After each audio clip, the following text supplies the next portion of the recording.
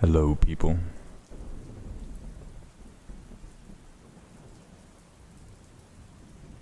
What's up, Aiden? Good to see ya. Mei Ling, Zena, Derek, Brian. Appreciate y'all dropping in, Surfy. Jessica, good to see ya. Hello, Alfred and Sarah. Appreciate y'all dropping in. I have my screen a little bit far away, so the way of today's stream is gonna be as follows. I can't get my display capture to work properly. That way I can watch it on my computer and pause it and talk. So what I'm gonna do is I have it just, the videos are on my hard drive, but I can make it so it plays, but I gotta listen to it through my phone with you guys. So essentially we're gonna listen to my first two 911 videos, and then I have my new one, that most of you haven't heard, unless you're a patron or channel member. In that case, it's been out for a few days now. But what's up, Bad Vibes? Good to see you, Dollface. Alexa, hello. But yeah, so we're pretty much gonna do a marathon. We'll start with the very first one, and get to the second one, and then the third one. And hopefully, it'll also show the improvement in quality. I've been trying to improve with every video I do in the series and all that, so yeah. What's up, Finflix? I see ya. What's my favorite food? It's either between shrimp or crab. Yeah, I love seafood. Guess you could say that's my favorite food. Efren, good to see ya, dude. So yeah, a lot of my channel members and patrons, obviously you've seen all of these videos, but I figured it'd be kind of cool to watch them together. And as they play, I can't pause them. I'll just be watching them on my phone. That way I can actually watch them with you. So I'll be in the comments, but I'll just be commenting on my phone. And after each video, like in between I play the next one, I'll actually give you guys some behind the scenes on extra stuff that I found while researching that I might not have included in the script. Stuff like that. Like there's something about the Lexus one. I don't know if some of you remember that, where the out of control Lexus, they couldn't get it to stop and a family died. There was a couple behind the scenes of why they didn't try certain things. So I figured I'd explain some of those, and yeah, you guys will be able to see the new one at the end of it all. And the new one is the longest one. The new 911 video is 1 hour and 4 minutes long. Part number 1 is 39 minutes. Part number 2 is 39 minutes. They're both like exactly the same. And then the third one that I just did is the longest. The cats are good, Zena. Thank you for asking. The health, Jessica? It's about the same. I'm pretty much found what the issues are and all that, so all that good stuff. My favorite video game, right now I play a lot of Apex, but I have a few different games that I play. My favorite game of all time would like be Battlefield 3. That was probably, yeah.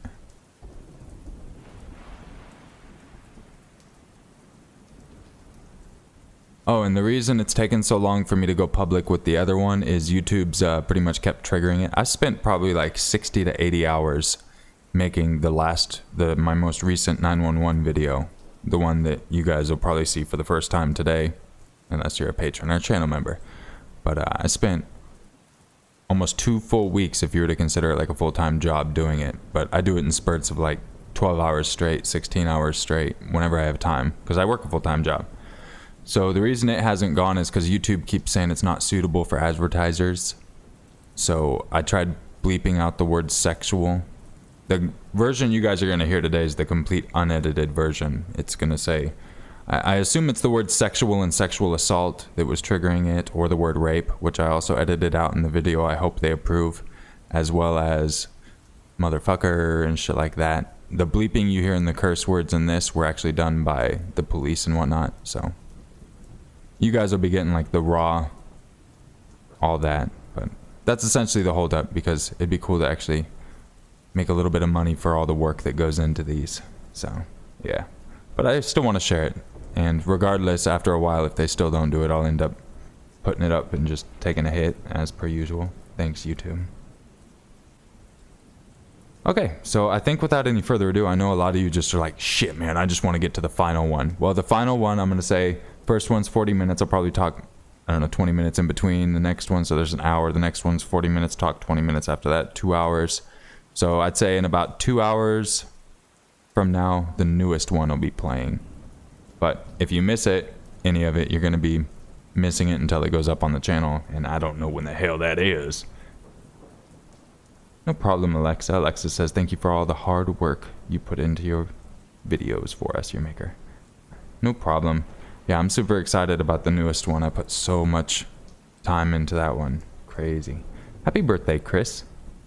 I appreciate you dropping in and spending your birthday here. Elizabeth, thank you so much. Coming in with a $20 super chat. No comment or anything. Just showing some love and showing some support for, Oh, I should probably mute that now that I think about it. It's going to be going in the middle of 911 videos. I don't know if I can turn the sound off. Thank you so much. I really do appreciate that. That definitely helps out a bit. Let me see if I can mute this real quick. Shit. I don't know how. And I don't want to mess everything up. Well, at least you guys have pretty much seen the rest, so. Alright, everybody. Thank you so much, Elizabeth. So I will be watching this with you guys live. So as you're chatting, I'll be reading it all. I'll be on my phone. Essentially, I'm going to press a button on my laptop and it's going to play the other one. And I actually won't even be able to hear it through my laptop. I got to go log in and watch it through my phone. So I'll be chatting with you guys live as we're listening to it together. Once the first one's done, I'll come in and talk a little behind the scenes. And then we'll get into number 2, and I'll watch that with you as well. And then I'll get into behind the scenes at the end of that. And then we'll watch the newest one. And then I'll get in behind the scenes. We'll say goodbye. And yeah, that's how we'll do it. All right, so we will get into the first one. Hopefully the audio is pretty well good. So yeah, I guess we'll just get into it. Someone's like, this guy has a great voice. He should make scary stories. You're right, dude. I should look into that. Thank you, Finflakes. All right. So, yeah, we'll get into it. This is going to be the number 1.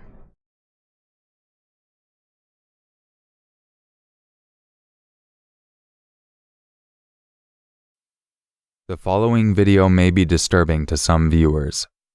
Viewer discretion is advised. In May of 2009, Lester Lee Jeter filed for a separation from his wife and mother of 2 daughters, Deborah Janelle Jeter, for unknown reasons. A neighbor who lived down the street from the family admitted to having called the police a few times on the residence. It was a noisy house, and other neighbors also had called police, he stated. Deborah Jeter took the news very hard. Not long after, Deborah attempted suicide and received psychiatric treatment. Lee Jeter filed for divorce and was granted a temporary restraining order against his wife. Lee wrote to the court revealing that his wife had attempted suicide with the children at the home and was under care and observation at the DePaul Center on a mental health warrant. He expressed concerns that, "She may be released within a few days and I'm concerned about her possible actions regarding the children." Lee Jeter's request was held for the duration of his wife's hospital care. But the day before Deborah's visit with her 2 daughters, the judge decided to lift the restraining order against Deborah. Lee says he agreed with the judge, claiming Deborah had shown no resentment towards the children, nor had she ever put them in harm's way. Deborah told her daughters she had a surprise for them. The girls seemed excited about the decision. It had been 14 days since they last saw their mother. Once she got the news, 12-year-old Kelsey expressed her happiness on her MySpace page. "I get to see my mom tomorrow. Yay!" After picking the girls up, she drove them to an abandoned house at 215 US Highway 77, where she charged Kirsten with a knife. While under attack, Kirsten yelled for her sister to run. Deborah released Kirsten, who was now wounded, and charged Kelsey. During the attack, Kirsten threw herself over her sister in hopes to save her, receiving a stab wound in the back as a result. Hill County 911, what's your emergency? I just killed my children. Excuse me? I just killed my children. Where are you? I'm in the abandoned house on Highway 77 right after you go underneath the highway. One of them's still alive. Hurry. under what highway? You're on Highway 77 where? I'm on Highway 77 right after you go under 35 going towards Milford. Get an ambulance out here to save the one that didn't die. Come on. Hurry up. What's your name? Bitch, call them. Have you already called them? Yes, ma'am, I have. Okay. I need your name. I don't want to tell you my name.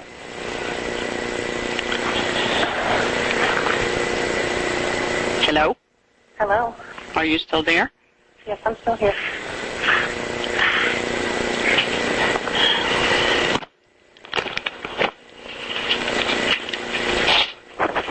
'77 toward Milford, right after you cross under the bridge. She's telling me she's killed her children.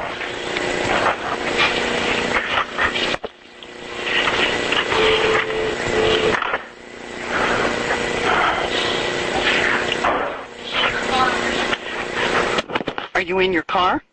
No, I'm not in my car. I'm in the house walking around. And one of them's still alive for real. She's asking to be saved, and I couldn't handle that. And so now She's in an abandoned house at it's that been a location. long time. She might already die because she's bled out a lot. And hold on. What, baby? 77 is Be still. What did you say? I want to talk 911. She said, please say to her. Okay. Well, we've got people en route. Get an ambulance because one of them's still alive, she said. Can you tell me what happened? Ma'am? Hello? Ma'am?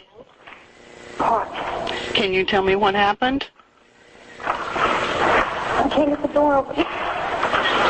You can't get what door open, darling? The front door, so y'all can come in when y'all get here. Why won't it open? I don't know. Hold on.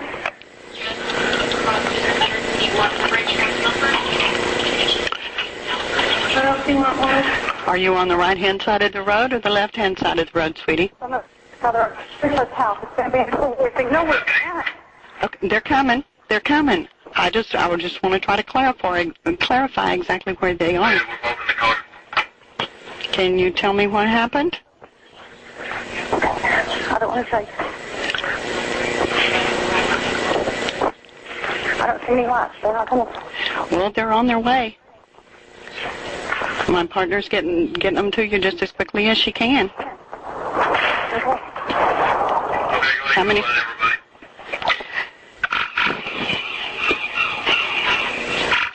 How many children do you have?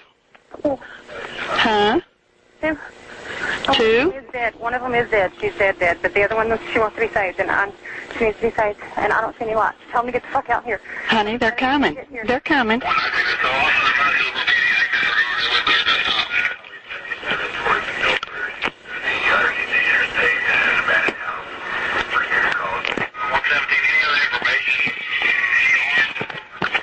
Do you have any weapons? I do. I have a knife. She has a knife. Should I throw it away? No, ma'am, just put it in. She's got a knife. She says hurry. Okay, tell her we're on our way. She won't give me. Can you not tell me what your name is? Well, Huh? hold on. What's your name, darling? I'm not telling you my name. I kind of lost the darling. How old are your children? Hold on. You see that? Okay, okay. That's it. Hurry up. Honey, they are coming. They're on their way. You should be hearing lights and sirens. Seeing lights and hearing sirens. Going on, I'm gonna be with you if everything went after this hit.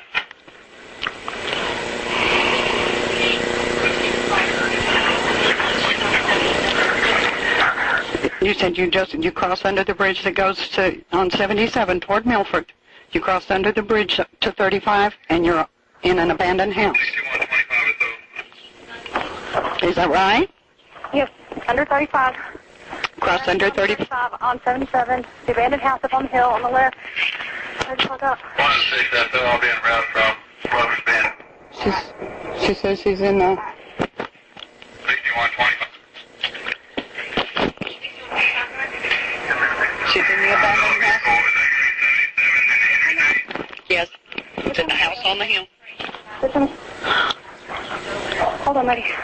Sweetie, do you hear them now? Do you hear those sirens and stuff? What did she advise happened?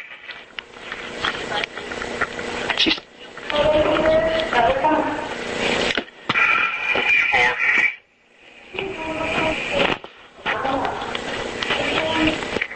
16, you know where that house is? I'm not sure where that house is at.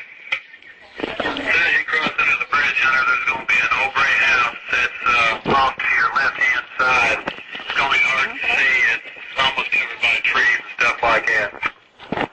Are you there? Yes, Are you still with me? I'm still with you. I'm at your way from over the bend. But they're Hello? not here. I'm here. They're not here. They're on their way, sweetheart. They had to come from different parts of the county. Hold on, kid. They're coming. Tell them not to shoot me. I don't have a gun. Okay. She doesn't want to get shot because she doesn't have a gun. We told her she had a knife, so just when they get there, tell her. Okay. When they get there, Uh-huh. I want you to lay the knife down out. When you get the door open, I want you to lay the knife down so they can see that you don't have any weapons. Okay.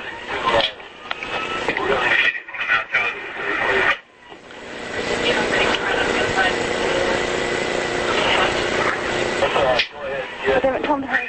They're hurrying, honey. They're hurrying. The 117. Good. I'm going to be on the interstate, southbound, taking the exit, which way do I go when I get on the... Okay. I believe to the right, if you're coming northbound. I'm trying to find the house. Oh, my God. She's dead. Oh, my God. How old are the children? I won't tell you. She wants you to hurry. She wants Honey, they are coming. They're coming as fast as they can. They're trying to be sure. Do you see them? They're coming. Do you see them? Do you see them? No, from her they're coming. Hold on. Yeah, the one dog thing, they're back off in the tree. Yes, we're coming. She's out there. Can you see the lights? No, I see something down at the end of the road. I see car lights, but not fire lights, not police lights. She Cars says moving at the end of the driveway. she says they're at, she I can hear see. sirens. I hear them. Okay.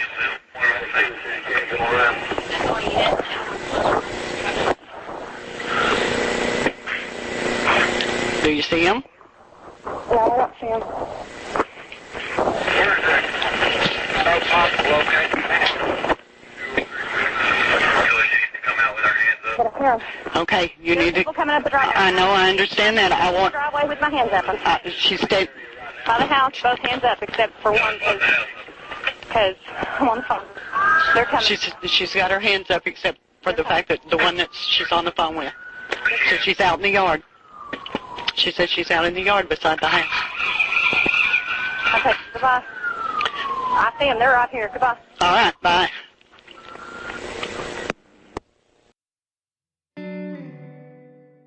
Deborah pleaded guilty and was sentenced to life in prison without parole on May 27, 2010. Prior to being transferred, she met with her estranged husband and surviving child.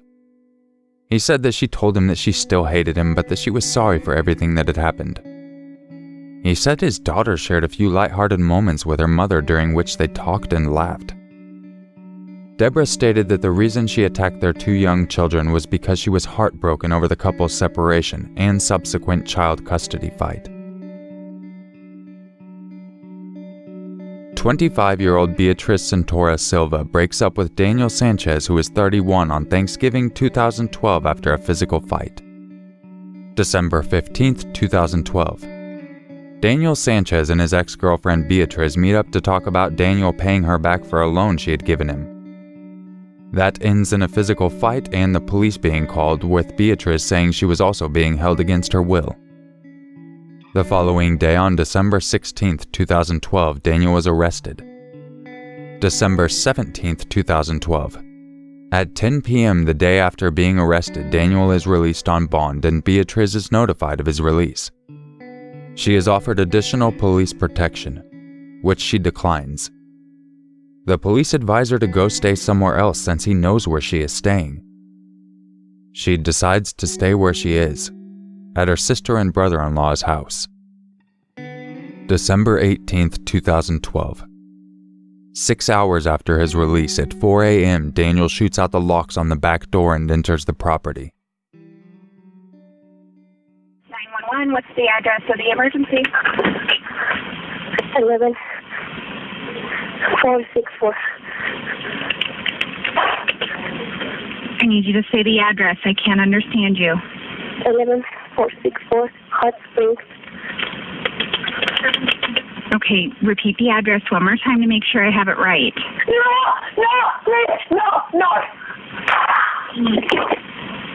Hello?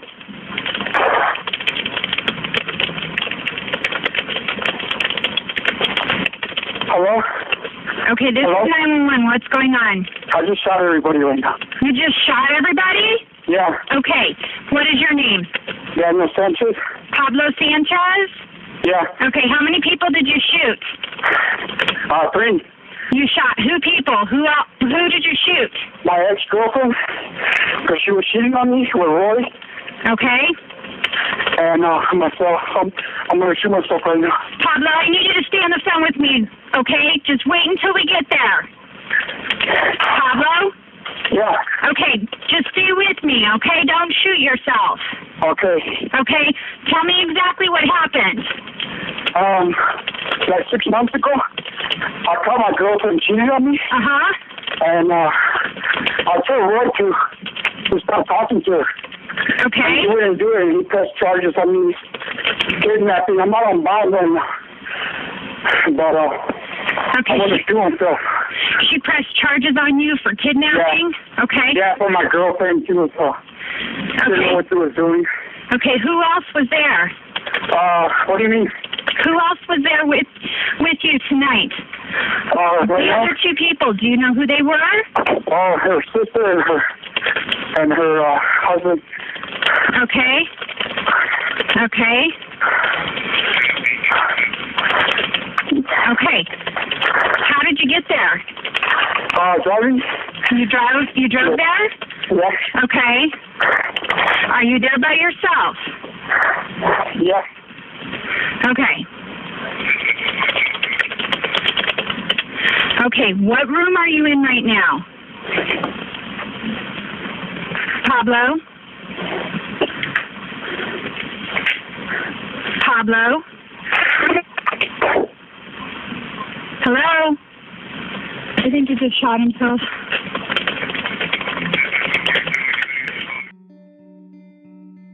Daniel Sanchez shot and killed his ex-girlfriend Beatriz Santora Silva, who had been staying with her sister and brother-in-law at their home.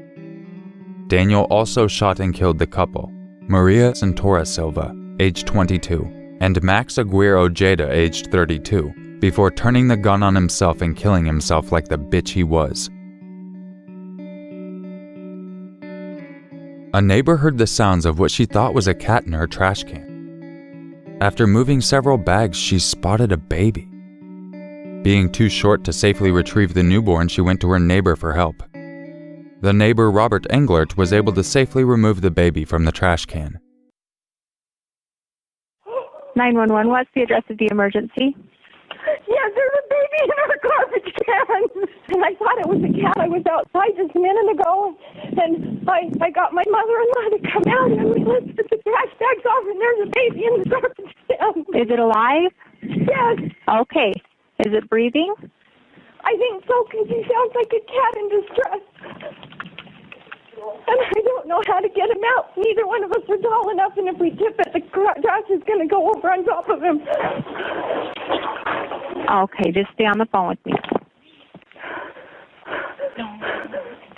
We're going to want to send him out. Oh, my gosh. Okay, just stay on the phone with me. I'm getting some help on the way. Are you with the baby now? My mother-in-law and I are both outside. Okay. I can't reach him. How old does the baby look? It looks newborn. I mean, it can't be more than, I don't know. Oh, my gosh. Okay, we've got some help on the way. Just stay on the phone with me, okay? He's got to be newborn. I don't know. He's in the trash. Okay. Is it awake? He's moving. I can't see that his eyes are open. His head looks a little bruised on one side. Okay. I don't even know if it's he, but I'm assuming. Is he bleeding? He's not bleeding that I can see. Okay. Somebody buried him in our garbage because I was out taking the trash out yesterday, too. We don't have very much in there. But they put him underneath, and I thought he was a cat. I was out here earlier, and I thought there was a cat in our bushes. We've got some help on the way. I'm sending the paramedics to help you now. Just stay on the line. I'll tell you exactly what to do next. I can't reach him because I'm not tall enough. Okay. Can you see if he's breathing? He is breathing, and he's making noises. Okay. And there's still the cord on there, so he's got to be newborn. He's still got an umbilical on his belly button. Okay. Just stay on the phone with me. I'm going to get us through to the Unified Police Department as well, okay? Okay. 911, what is the location of your emergency? I've got the caller on the line. She says somebody put a baby in her garbage can. The baby is still breathing. It's making noises. The cord is still attached, but she can't get it out of the garbage can. She's not tall enough. So we've got the medical on the way. Doing a great job. I want you to watch the baby closely, okay? Okay, we've got the neighbor over, and we're going to get him out of the garbage can. Okay. He's crying, so he's breathing. Okay, have someone go get a blanket. We have a blanket. Okay. Okay. If he becomes less awake and vomits, quickly turn him on his side. Okay, if he Is this a house or an apartment? It's a house. him on his side. Why would they do that? And if he gets worse in any way, I want you to let me know immediately for further instructions, okay? Okay. Okay, you're doing great. You're doing great, okay? He's out of the garbage now. Okay, so is it a male? Is it a boy? We need to look. Buddy, are you a boy? It is a fresh baby. Okay. Oh, I'm afraid to move him. Okay, you know what? Just hold on to him and cradle him, okay? Is he awake? He's I don't know if his eyes are open, but he's crying, so... Okay, so his eyes are open?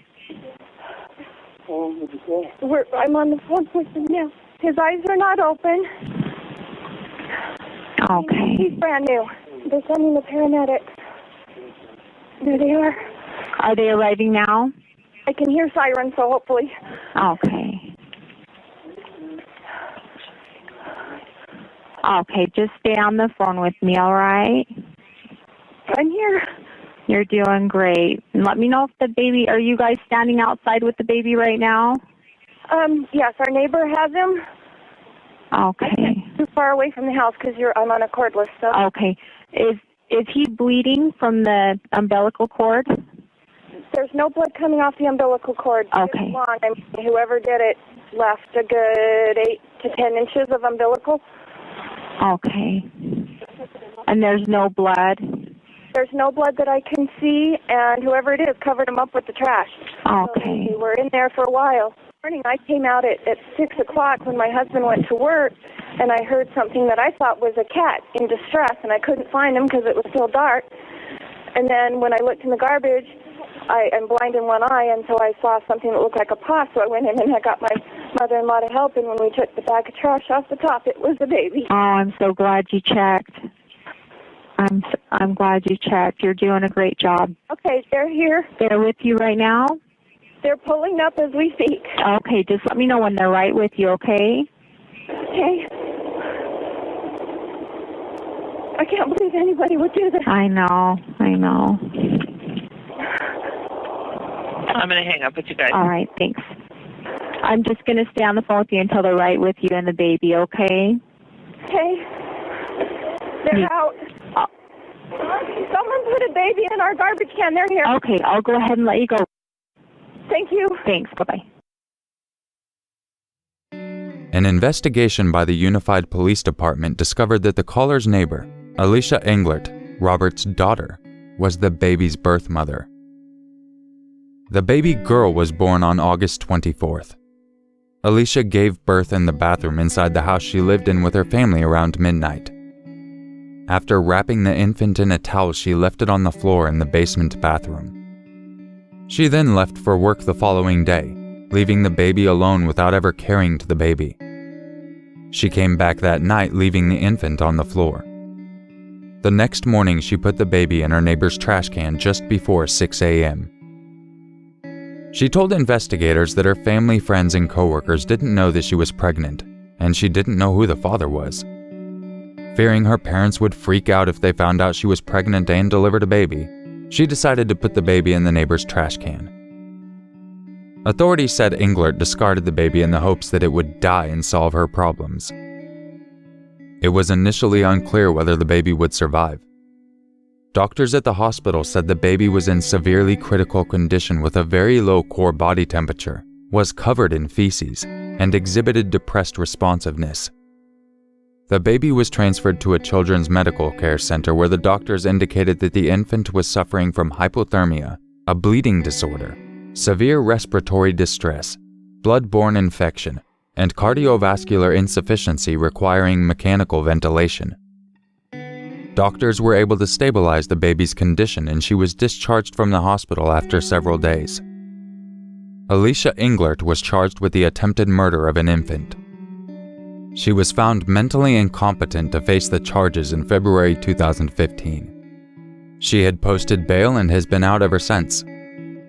She has been going in and out of court fighting if she's mentally competent to stand trial, with her parents arguing that she didn't understand what was happening after she gave birth to the baby, saying that she has special needs and doesn't process things correctly.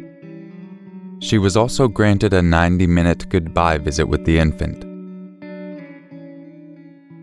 Sandra Harold was the proud owner of a chimpanzee named Travis. He was known for being well-behaved save for a 2003 incident in which he held up traffic. Growing up around people, Travis has been socialized to humans since birth. A neighbor who would once wrestle with Travis even saying, "He listened better than my nephews." February 16, 2009. 55-year-old Charla Nash was visiting her friend Sandra at her home. Charla had been around Travis plenty of times, having been a friend and employee of Sandra at her towing company. Sandra's pet chimp Travis, who had been on medication for Lyme disease, grabs his owner's car keys and runs outside.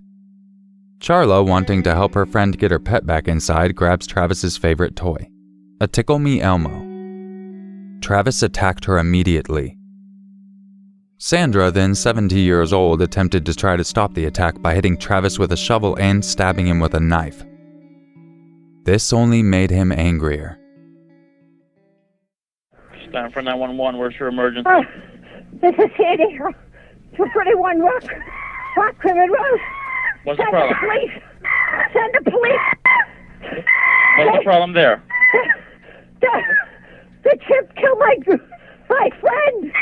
What's the problem with your friend? Oh, please. What's the problem with your friend? I need to know. Send the police up with a gun. With a gun. Hurry Who up. has a gun? Please, hurry up. He's killing my girlfriend.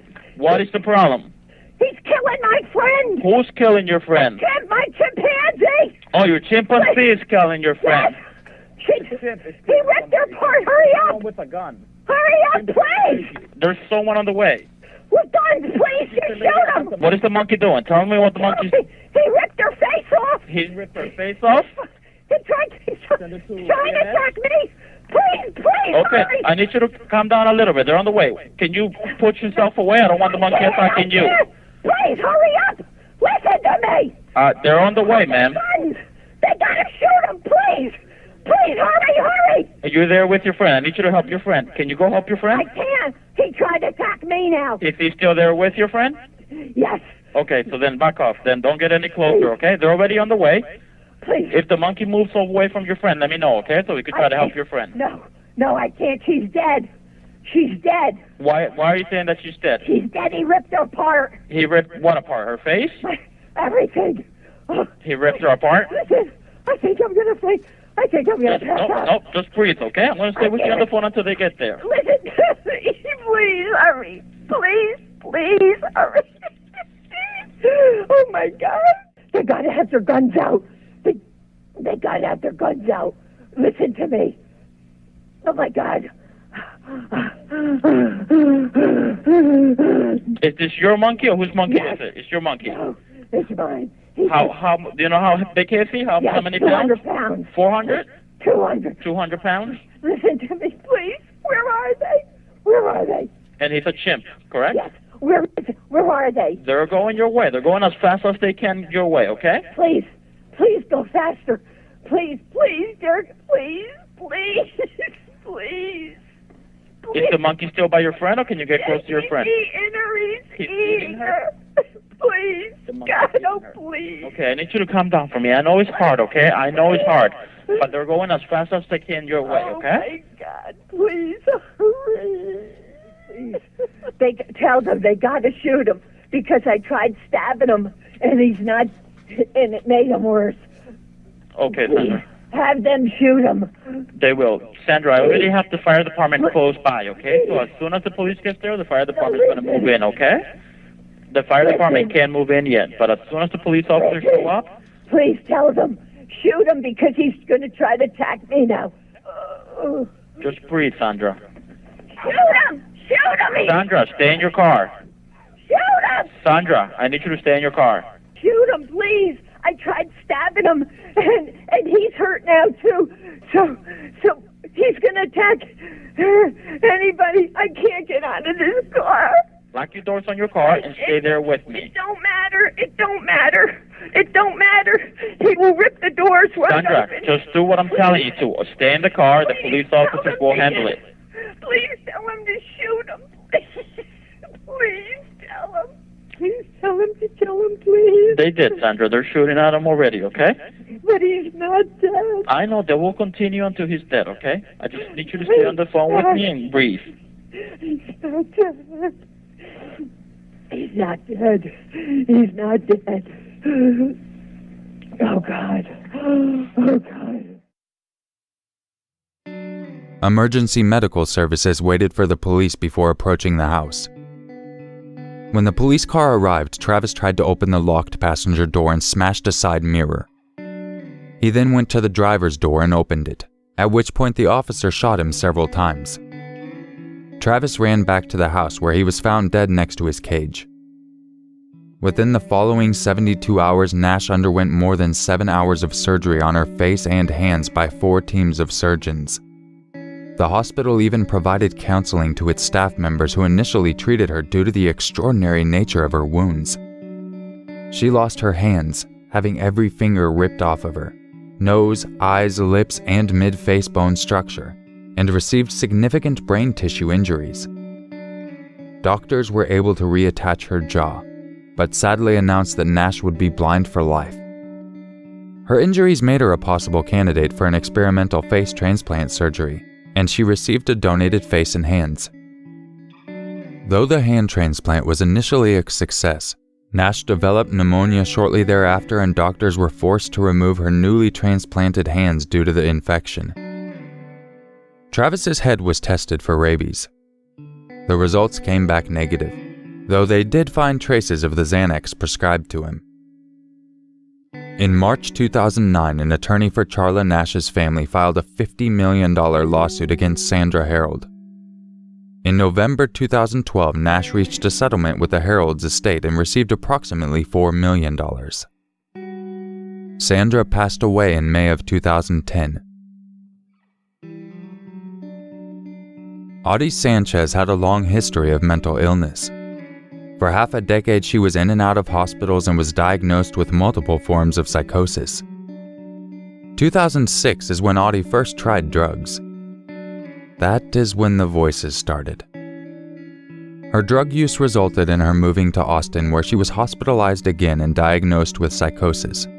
Yet, she was given a prescription and released. In 2008, Audie was sent to a San Antonio hospital for being paranoid, mildly delusional, depressed and psychotic with hallucinations. Her medication was changed. The voices finally stopped.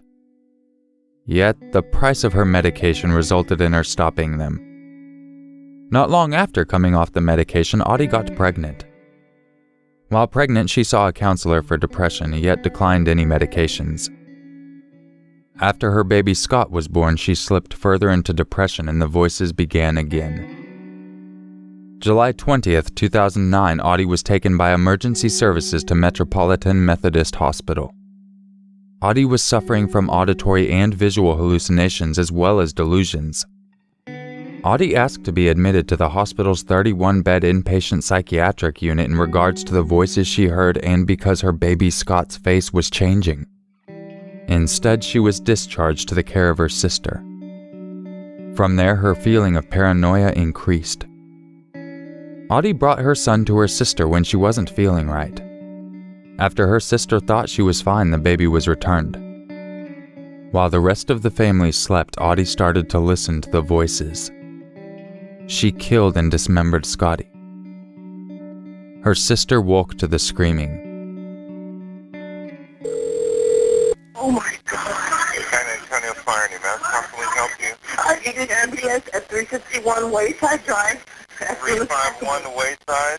Yes. A house or an apartment? It's a house. It's an emergency. Okay, and what's going on? What's the emergency? I'm sorry? What's the emergency? What's going on? My sister has, she's her child, and she's Hello? Hello? Tell me what's going on. Don't talk to the other people. Talk to me. My sister has, she's hurt her child. Seriously, hurt her child. How did she do that? What's going on with the child? The baby is dead. She has, What did you say? the baby is dead. How old is the baby? The baby's 3 weeks, not even 3 weeks old. 3 weeks old? Not even 3 weeks old, please. What did she do to him? Oh, Or her? she stabbed him. There's blood all over the bed. There's, I don't know. All right, ma'am. Stay on the line for me. I got to connect you up to the police, okay? Stay on the line. Yes, I'm here. All right. Go ahead. Ma'am, what is your name? My name is Priscilla Garcia. Where is your sister at? Just stay there, Auntie. Stay there. I'm sorry. Priscilla, where's your sister at? She's just sitting on the couch. She's gone crazy last night. She was hearing voices. She kept bringing me the baby, and finally she calmed down, and I took her back to baby. And then now I just woke up to her screaming. Okay, how old is the baby? Not even 3 weeks old. The baby's dead. The baby's dead. Please, somebody come. Okay, they're on their way, sweetie, okay? I need the keys so I can open the front door. Oh, my God. Ma'am? Yes. Do not touch the baby. Don't disturb anything in the area there, okay? Right? My mom was holding the baby. My mom was holding the baby. She wouldn't put the baby down. All right, ma'am. Everybody's on the way to help you, okay? Oh, I need to find the keys for the front door.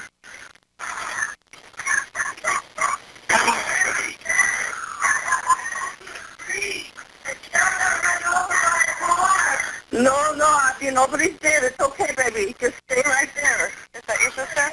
Yes.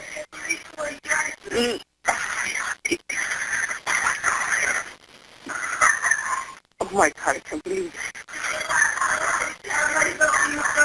Do you stand yourself? Yes.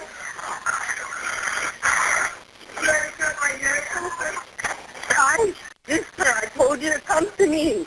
I tried, but you told me that you died. I'm not dead, Auntie. I'm standing right here talking to you. Priscilla. Yes. Where did she stab herself? In the heart and in the stomach, she says. No. Where did you see it? I see a stab wound in her heart, yes. Your sister? I'm looking at her right now, yes. EMS? Okay. All right, they're on their way, okay? Oh, my God. I love you. Yeah, please. I love you. Mama, calm down. I didn't mean to do what he told me to. Already. Mama, I'm on the phone with EMS right now. I can't call him right now. Ma'am? Yes. I'm going to go ahead and let you go, okay? They're on their way. All right, bye-bye. Police arrived on scene to a grisly sight which resulted in them seeking psychological help. Audie sat on the couch with a stab wound to her chest and her throat partially slashed, screaming, "I killed my baby! I killed my baby!" The scene was too graphic for police to describe, but Audie had decapitated the baby and ate part of his brain. She also ate other parts of him. She said the voices told her to kill him because he was the apocalypse. She states that she gagged while eating him, but the voices told her to keep eating him to remove the demon in her stomach. Audie was found not guilty by reason of insanity and is being held in a mental hospital until she is deemed to no longer be a danger to herself and others.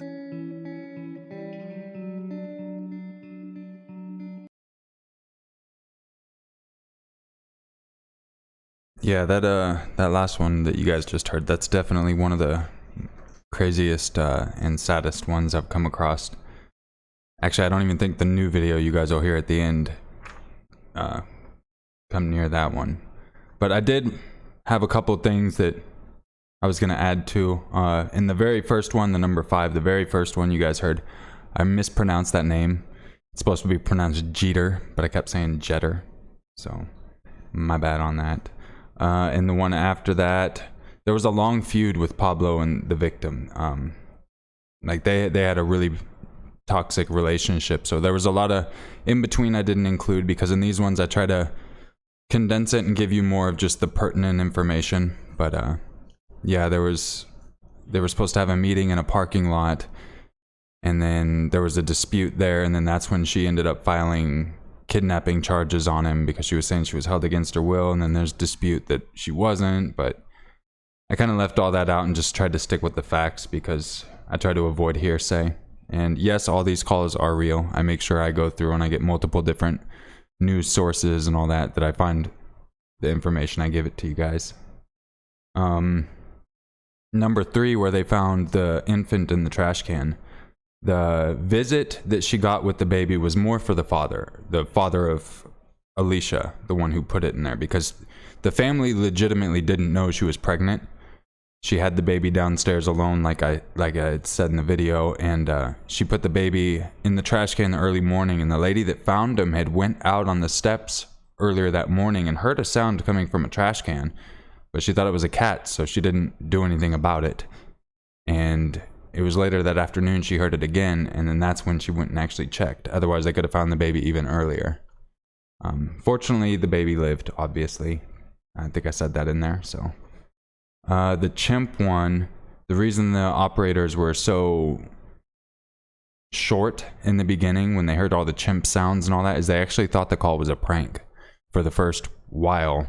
I don't know exactly how long, but they thought it was a prank. They thought someone was just playing a chimp in the background because it just sounded so absurd. So that's why they were really short on that. And then the one with Audie Sanchez, yeah, she tried to get help many times. She knew she had an issue, had to stop her medication for money reasons, and after all this happened, they did start looking into the laws that they have around mental health and how they treat it down in that area. I'm not sure if it was on a nationwide scale, but they did start looking into it all. So that's kind of the little bit of the behind the scenes that I didn't include in there, because like I say, I try to condense it down and just give you guys the facts and the basis of the storyline leading into the call and then after the call type of thing. So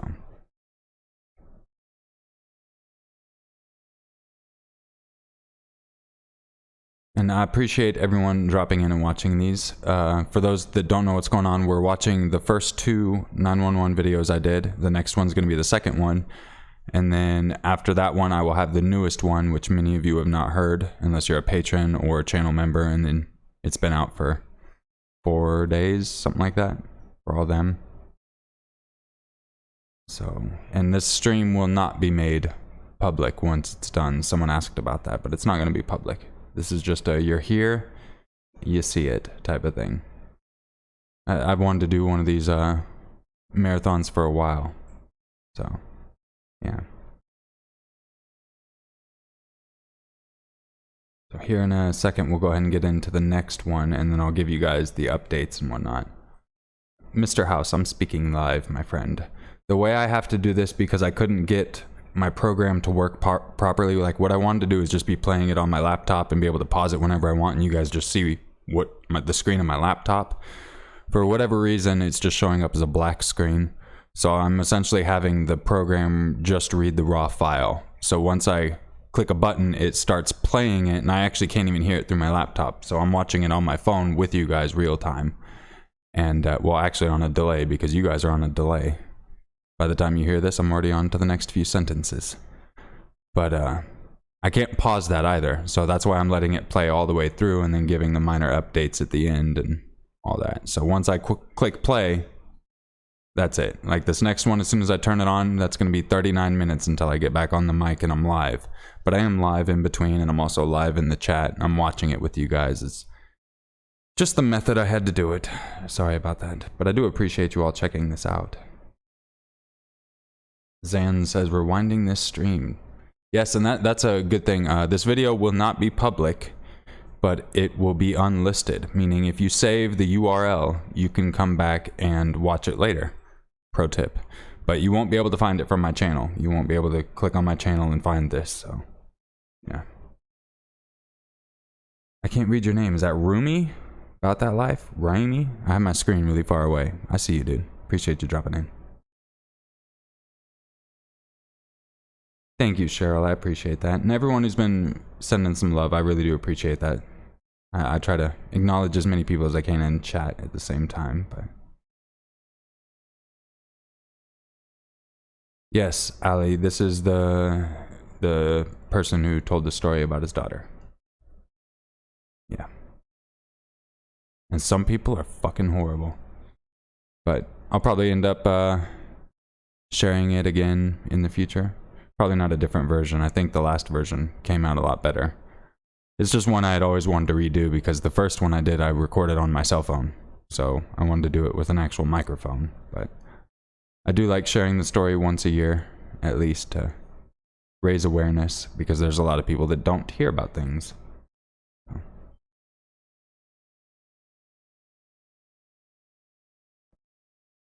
Yeah. Appreciate everyone from around the world. I've been seeing like Scotland, Australia, even Montana. Appreciate you guys dropping in. Australia, mate. Crikey. Watch out for them drop bears. Trix is good, Lord of Shower. I saw him today, actually. When I went outside this morning, Trix was just hopping around, doing his thing. For those that don't know, Trix is that little bunny that I saved out of the swimming pool. He just chills now. He doesn't even care about my wife or me in the back. He chills like a few feet away from us. Sometimes he'll just dig a little hole in the rocks and just lay there. I've noticed he likes to chill a lot by our front door. There's a bush there, and that's where he hides a lot of the time if he's not in our backyard. So I think he's pretty dang comfortable around us. But I saw Trix today. He brought a friend over the other day too. My wife sent me pictures because I was at work. I guess he had another bunny. It was a bigger one. And yeah, he brought another bunny to the backyard, and they were both just sitting there looking at my wife. Real cute. And then I got home not long after, and they were still there. What up, MC Your Maker? Or MC, I just saw MC Your Maker. Everything's capitalized. What up, MC? I was going to say MC Your Maker. You can't steal my name, but you didn't. Okay, you just put me all cap. If you want me to see your message, put at Your Maker and type it like mine, because what it does is it brings up a red brick, so it makes it easier to notice. Yeah.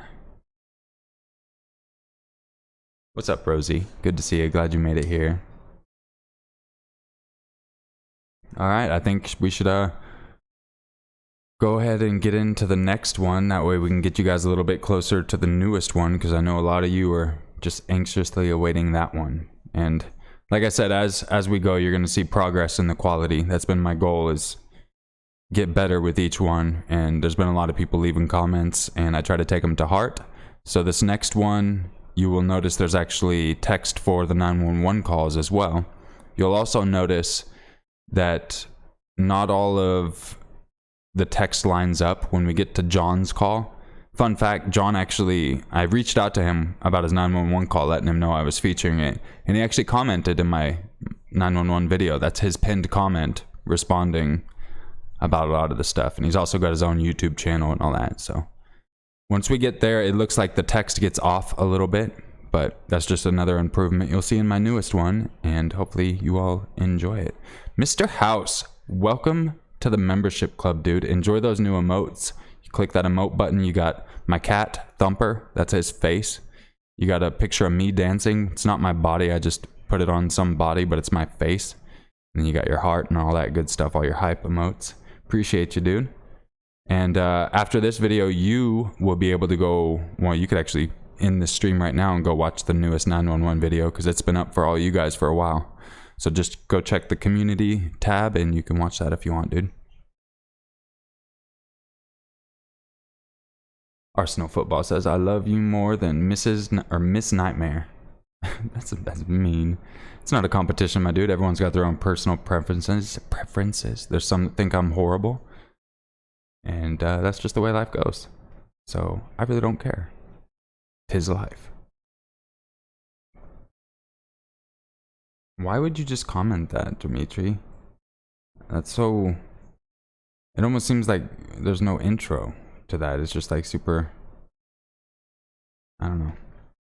I'm sorry to hear that, but that's just a very weird way to word that.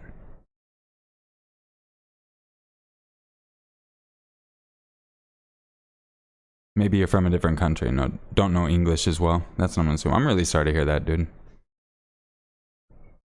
Losing a little one's never easy.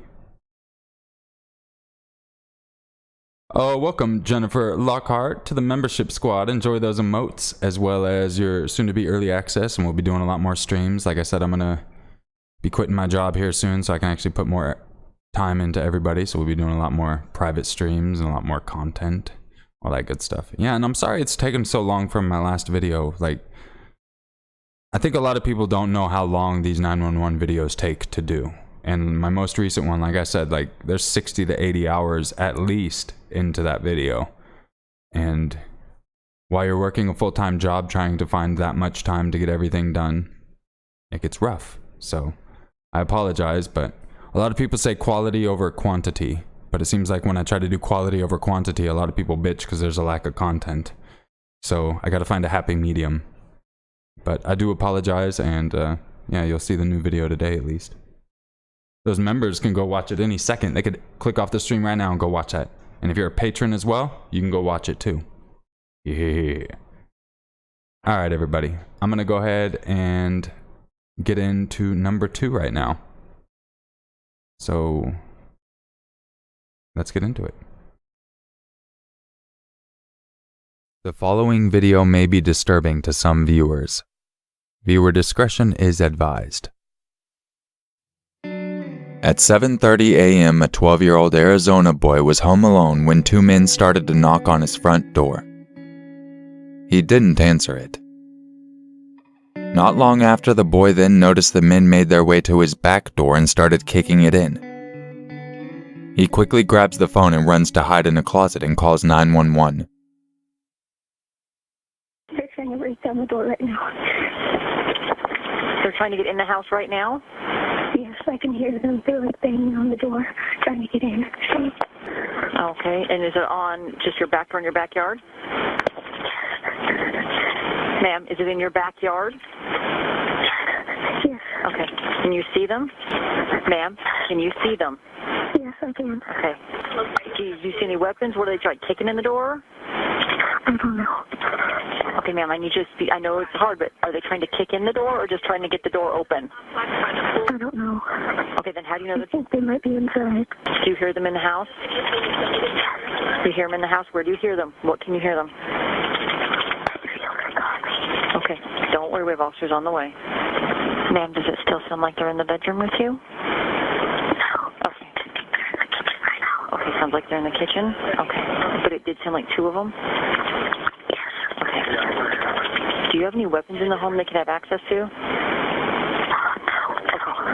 Okay, our officers are almost on scene, but just stay on the phone with me and I will let you know what they want you to do, okay? Do not hang up. If you have to, just don't say anything, but leave the line open, all right? The truck that you saw, was it like a full-size truck? Small truck? You hear them coming? Okay, hold on one moment. We have officers almost there. Okay, and how old are you? Okay, just hold on one more minute, okay? And you were home by yourself? Okay. I'm sorry, what is it? The police. police are outside. So hold on just one moment. We'll advise what they want you to do. So just stay on the phone with me, okay? And you hear two of them in the room with you? Okay. Have they noticed any police officers out front, or have they said anything? Okay. Okay. Does your closet door have a lock on it and you can lock yourself in if need be? Okay. All right.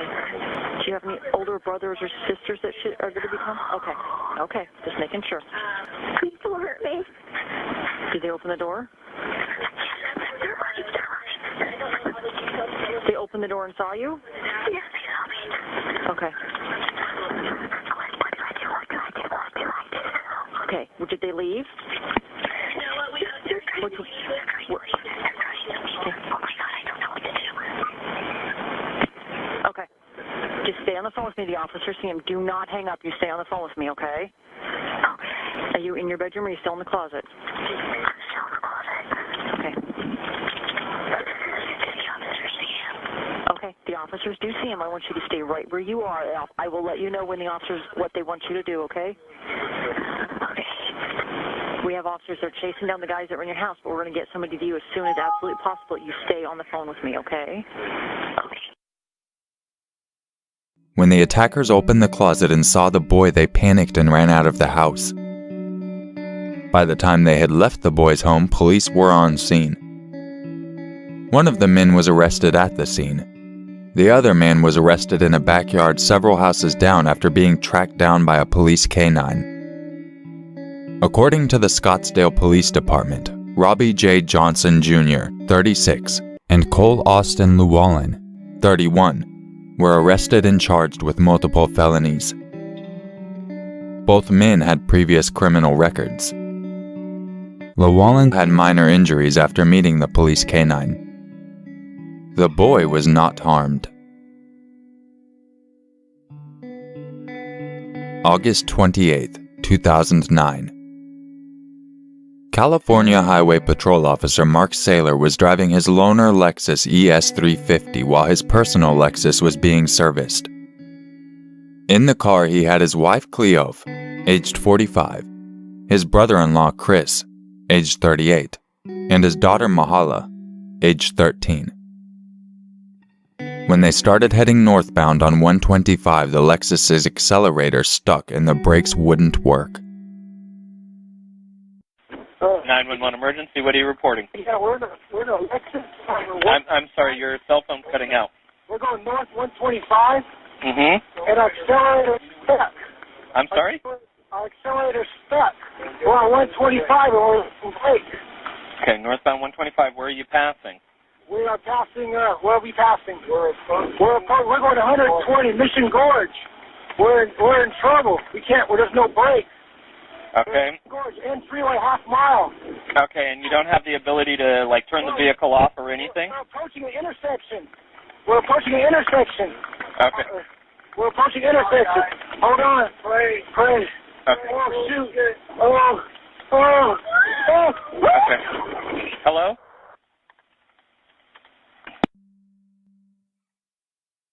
Witnesses reported seeing a Lexus weaving through traffic at a high rate of speed. When the freeway ended at Mission Gorge Road, the officials say the driver tried to make a left turn, but was moving too fast. The Lexus struck a Ford Explorer before breaking through a fence and striking a dirt embankment, launching it in the air more than 100 feet before landing on its wheels in thick vegetation and catching on fire. Firefighters were quick to extinguish the flames, but sadly they discovered all 4 of the Lexus occupants still inside and not responsive. All were determined to have been killed by blunt force trauma either to the head or torso. The driver of the Ford Explorer was taken to the hospital for moderate injuries, but has since recovered.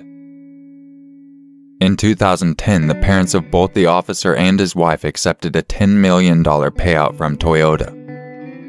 The dealership that provided the rental Lexus settled out of court for an undisclosed amount. After the deaths, Toyota issued 10 million recalls of Toyota and Lexus vehicles to fix the problem with ill-fitting floor mats, sticky pedals, and faulty brakes. July 9th, 2010. John Maynard was 20 years old working the night shift at the Taft recycling plant in Orlando, Florida. When the baling machine jammed, John got to work and unclogged it. But before he could get out, it started up again and the compacting ram began to move towards him. Maynard managed to pull himself out of the way of the moving ram by lifting his body up. But unfortunately, his right boot was not up far enough and the ram caught his boot. It pulled my leg closer and closer to the teeth until it disappeared out of sight. Suddenly, a splitting pain shot up my leg as I felt my foot getting crushed all the way up to my shin. At this point, my leg became severed. I pulled myself up and out of the machine. He then called 911. What was your emergency? I'm at Smurfit Stone, Orlando, which is on 7th Avenue. I just had my leg amputated by a baler. I need a 911 assistance immediately, please. You just had your leg amputated by a bailiff?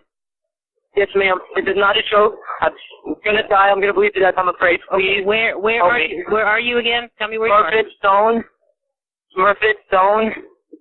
Smurfit Stone? Yes, ma'am. It's a recycling place on 7th Avenue. 7th Avenue? It's in OBT. 7th Avenue? OBT, it's 7th Avenue and Recycle Boulevard. Okay. Hold on for the paramedics first. Ma'am, I'm gonna die. Please help me.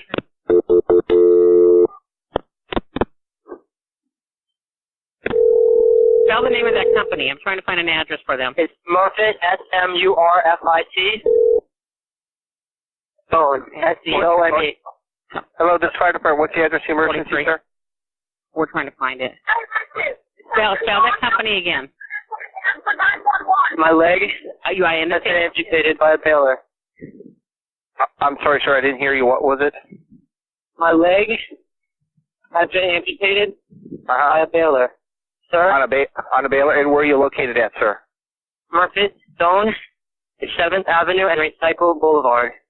7th Avenue and Recycle? Yes, sir. Are you there by yourself, sir?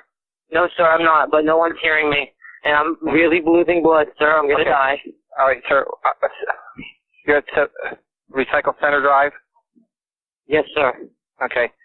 And 7th Avenue. And what business are you at, sir? Smurfit Stone? Moffett Stone? Smurfit, S-M-U-R-F-I-T. Smurfit? Yes, sir. Okay.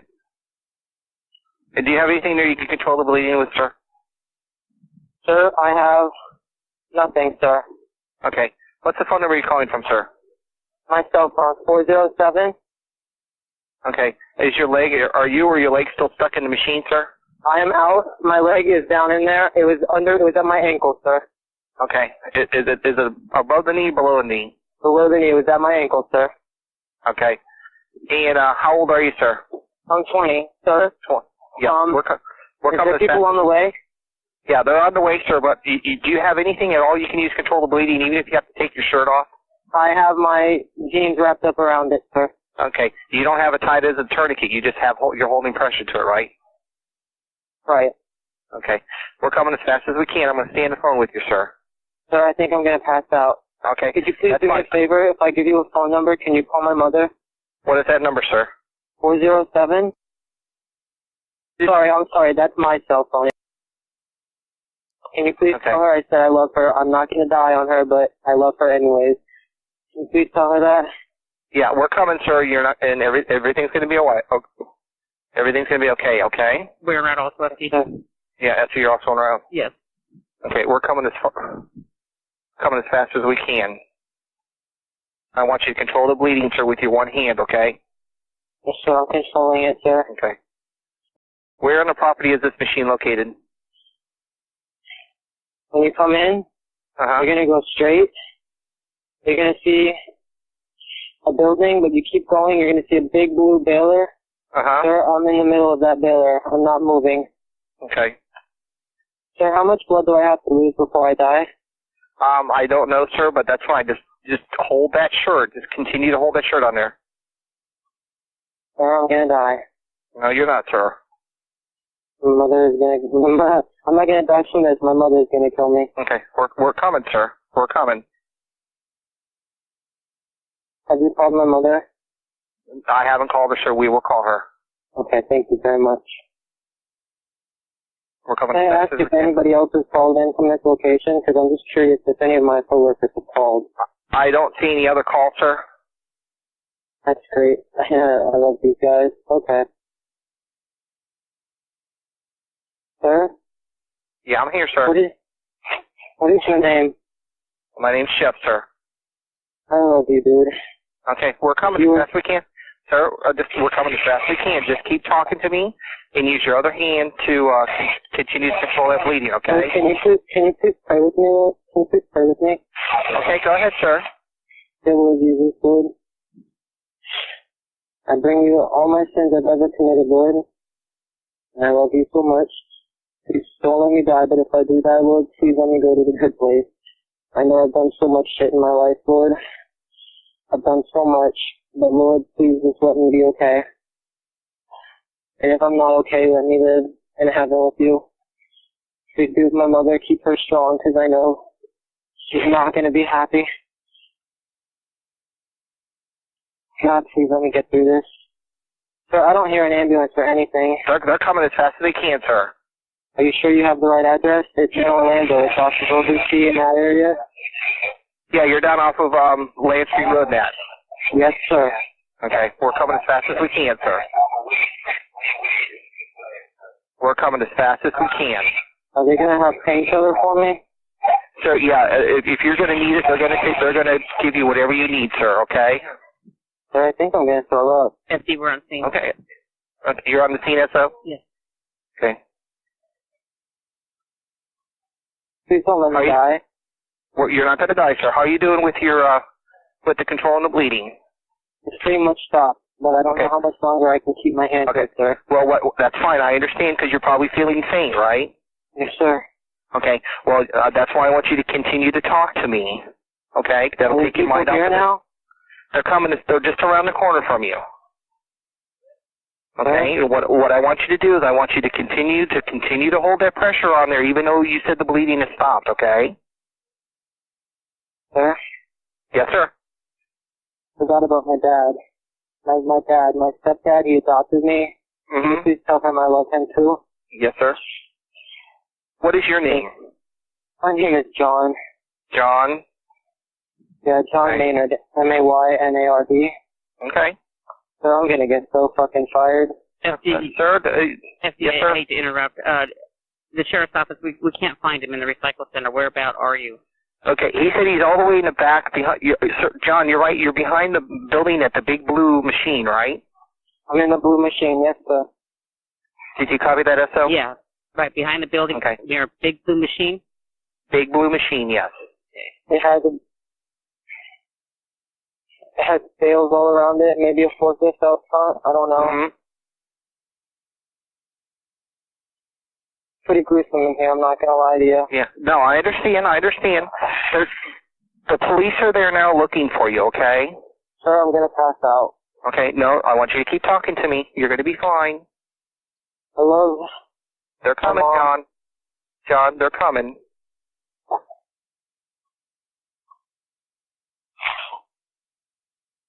Sir? They're coming, John. Yes, John. John, stay with me. I'm such a Z right now, Sue. Oh, I'm sorry, what's that, John? I'm here, John. Stay with me. Sir? Yes, sir. You're my hero. John? You're my They're hero. coming. That's fine. You're my fucking hero, dude. Right. Do you hear somebody there now, John? I hear somebody in the background. That's my coworker, Richie. Okay, did he just find you? Okay, so he just found you? John. Yeah. Your coworker just found you, right? Yeah, he just found me. Okay. Is he still there with you? No, he went to get the police. Okay. Okay, sir? Yes, that's fine. I love everybody. Okay, they're coming.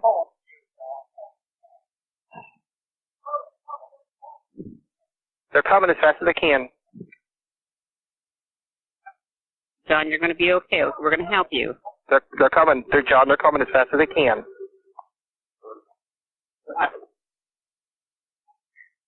I'm fixing the jam, sir. I'm sorry, John. Sir? Yeah, we're here. I'm here, sir. Are you there? Yes, I'm here. Police. You're talking to the police right now? Yes, sir. Okay. That's good. Sir? Sir, I'm go ahead. John. All it is in my pocket. Okay. Sir? Yes, sir. Are you talking to me or the police, John? I'm talking to both of you. Okay. Am I going to go to jail for this? I don't know. I got... Sir? Hey, John. Yes, sir. Yes, All right. sir, All right. What I need you to do, is there one police officer there with you or two?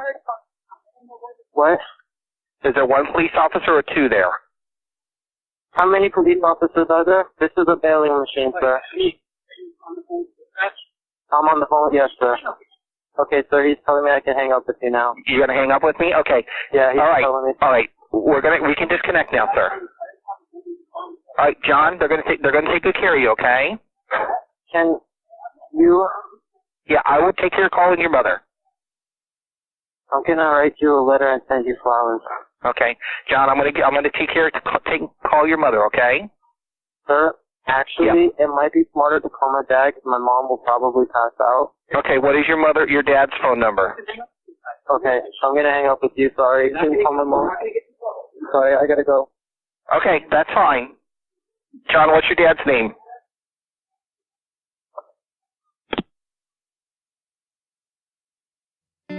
John described it as the longest 16 minutes of his life while he struggled to stay alive long enough for emergency personnel to find him.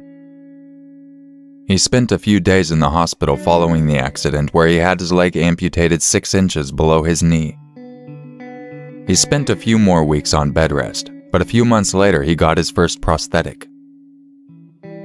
John has made a remarkable recovery, and now also runs a YouTube channel that is meant to help new and old amputees alike. He also described his story in his own words there, and even has a video containing all the pictures of the scene, including his amputated limb. It is very graphic, but if you would like to go see the behind the scenes, I will include a link in the description to both his channel and the video.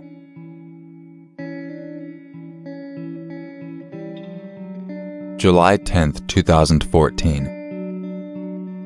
19-year-old Kaylee Budd was driving west on I-80 in Pennsylvania with her mother Sharon Budd, aged 53, a school teacher from Uniontown, Ohio, in the passenger seat, and her father Randy Budd in the back seat. Randy Budd, a principal vice president of Radius Hospitality in Canton, Ohio, and his family were traveling from their home in Uniontown, Ohio to Somerset, New Jersey. "We were working on a really nice trip," Randy said. They were going to Somerset in regards to his hotel business, but also had tickets to see a performance of Mamma Mia in New York. Kaylee was driving to give her father a rest while her mother was on the phone with their son Luke, who was preparing to deploy to Afghanistan with the Ohio National Guard. Meanwhile, 4 teenage boys decided to have a night of troublemaking. They started their night with the plans of smashing mailboxes with baseball bats and throwing rocks at parked cars. They kicked off the night stealing steaks from a grocery store, then drove through a field of corn damaging the crop, broke the windows of a house with a baseball bat, and stopped at a pig farm to pick up rocks to throw, before proceeding to the I-80 overpass where they stopped the car. The boys exited the vehicle and 2 of them started throwing rocks off the overpass at vehicles traveling on the highway. One rock struck Matthew Baker's tractor-trailer truck. As the boys were throwing rocks onto traveling vehicles, Sharon received a selfie from her son Luke, at which time she began to cry. It was the last thing Sharon saw before the rock came through the windshield. Randy said he heard a grenade-like explosion. That is when Randy saw the hole the rock left in the windshield and told his daughter to pull over. Oh my gosh, something came right through the windshield. Hi, I'm on the highway, Route 80. Something just came through my windshield and it hit my wife and I think it went right through her head. Oh my God. Can you please can you get an ambulance somewhere? Can you track this phone? Where on Interstate 80 are you? Oh my God! What? Are you going east or westbound? We're going west. You're going westbound? I'm sorry, what are you driving, sir? Pardon? What are you driving? What'd you say, sir? What kind of vehicle are you driving? Oh, we are in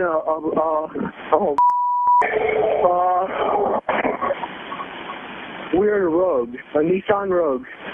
Pulled off on the left-hand side. This is bad.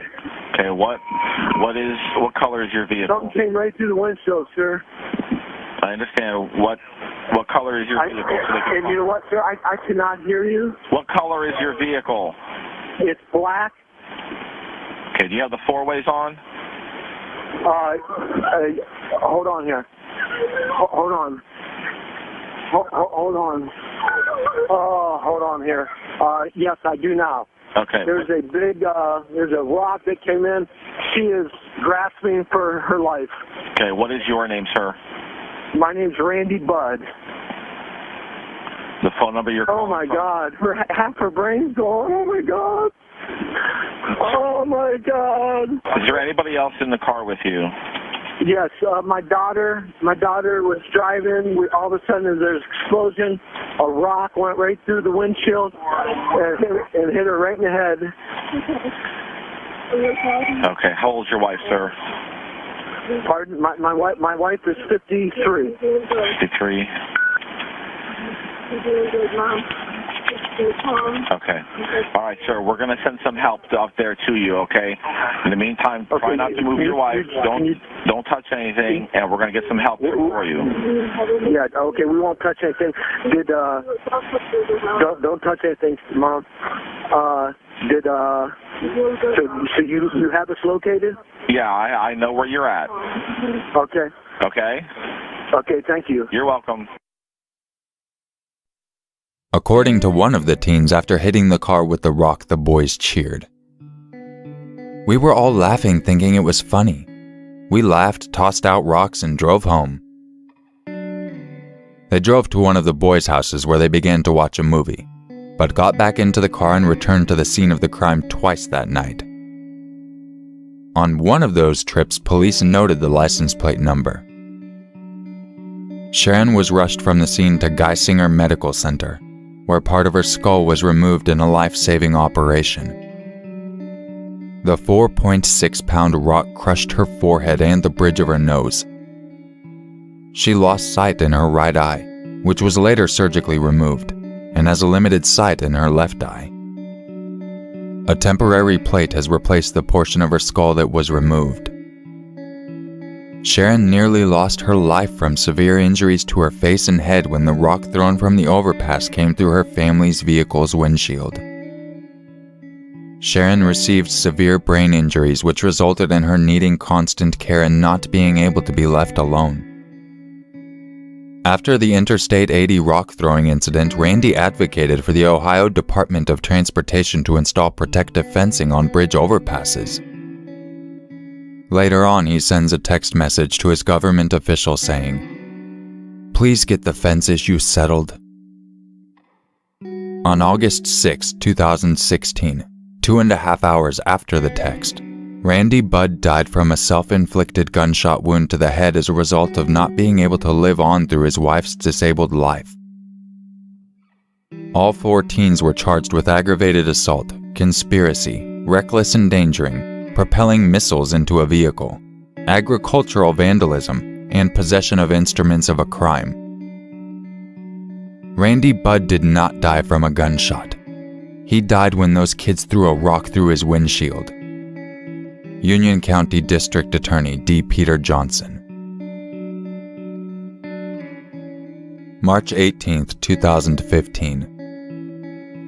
Michelle Wilkins, who was soon expecting the birth of her baby girl, being 7 months pregnant, saw an ad on Craigslist for free maternity clothes as well as baby clothes, and jumped at the opportunity. Michelle agreed to meet Dinah Lane, the seller and a former nurse's aide, at her home about 40 miles north of Denver in Longmont. For months leading up to this, Lane had been carrying out a ruse that she was pregnant.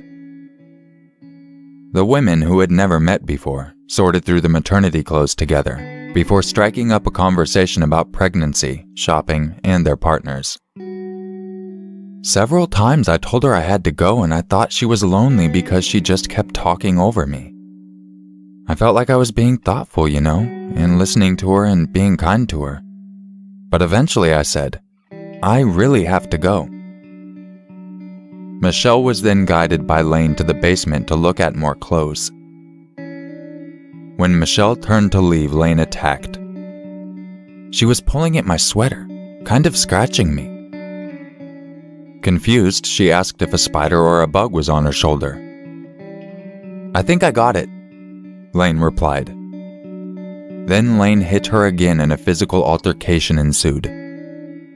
Lane pushed Wilkins into a bedroom and got on top of her, straddling her chest and pinning her to the ground. Lane initially attempted to smother her with a pillow, but after Michelle managed to knock the pillow out of Lane's hands, Lane attempted to choke her using her bare hands. Lane then smashed a glass bottle over Michelle's head, covering her face and chest in a wet substance that mixed with her own blood. Why? Why are you doing this? Michelle asked Lane during the violent assault. I just remember this one point where I was holding my hand over my head, and I said, I don't know why you're doing this. I love you. Lane replied, if you love me, then you'll let me do this, before using a broken bottle to stab Michelle in the neck. When Michelle eventually lost consciousness, Lane's hands were wrapped around her throat. Regaining consciousness, Michelle realized that she had a really big cut across her stomach. She attempted to stand and lock the door to the room, but her legs were weak and she fell forward, landing on top of her hand. I just felt the blood seeping through my pants and I could feel my intestines out of my body, she told the silent courtroom. Lane's partner testified he came early that day to take Lane to a doctor appointment and found her covered in blood, saying she'd had a miscarriage. Having no idea Michelle was bleeding in the house, he took Lane and the baby to the hospital. When Michelle realized she was too weak to escape the home or to outrun her attacker, she locked the door. Then happened to spot her cell phone, allowing her to make an emergency call. 11911, address of your emergency. 1620 Green Place. 1620 what? Green Place. I can't understand the street. Green Place. Green Place. Green like the color? Yeah. What's the phone number you're calling me from? Okay, tell me what happened. She cut me. Who cut you? Downstairs. I don't know. Okay, hold on. Responded to. Hang on. Hold on. Please. I'm downstairs. Okay, who cut you? This girl I responded to was ready for gas. What did she cut you with? A knife. I'm pregnant. She got me in my stomach. Okay. I'm afraid. She cut you in your stomach? I'm pregnant. Okay. What is the suspect's name? I don't remember. What's your name? Hang on, okay? I'm gonna just. She is. I'm bleeding out. I know you need to stay on the phone with me, okay? I'm getting everybody to you, okay?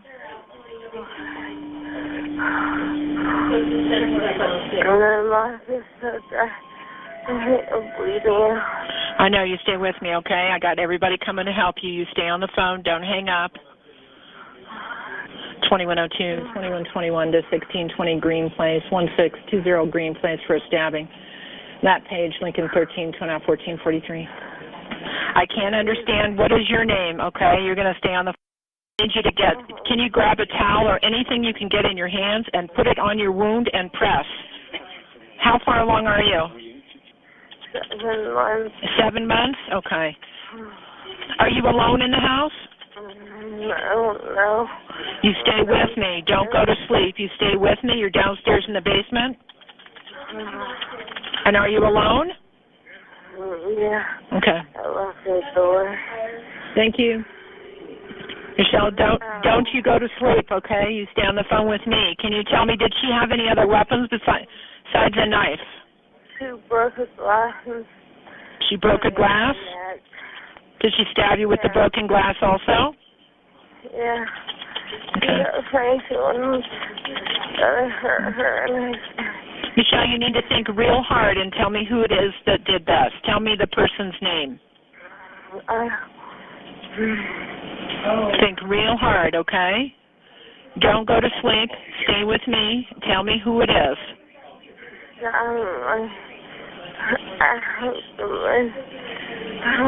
don't know.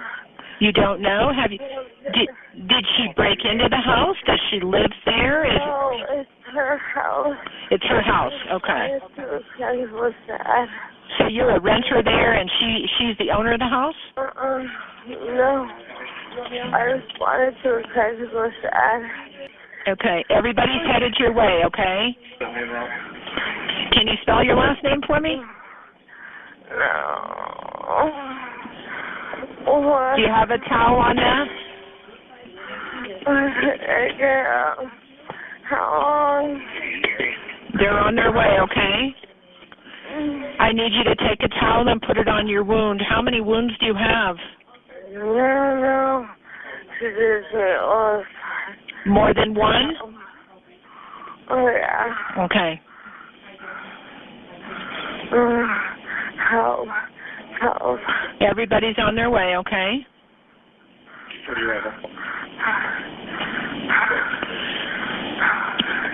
Was anyone else in the house when this happened? No? Just you and her? Were you having a fight? I was leaving. You were just trying to leave? It looks like an apartment. How old are you? 26. 26? Okay. Can you tell me what apartment number are you in, Michelle? 1620. 1620? Is it A, B, C, or D? It's like the first one on the row. Please help me. They're on their way. They're in 20 Green Place, like the color. Okay. You stay on the phone with me, okay? Don't go to sleep. We got everybody in the way. They're trying to find you now. I heard the doorbell ring. Is that them? Okay. Are they ringing the doorbell? She cannot get to it.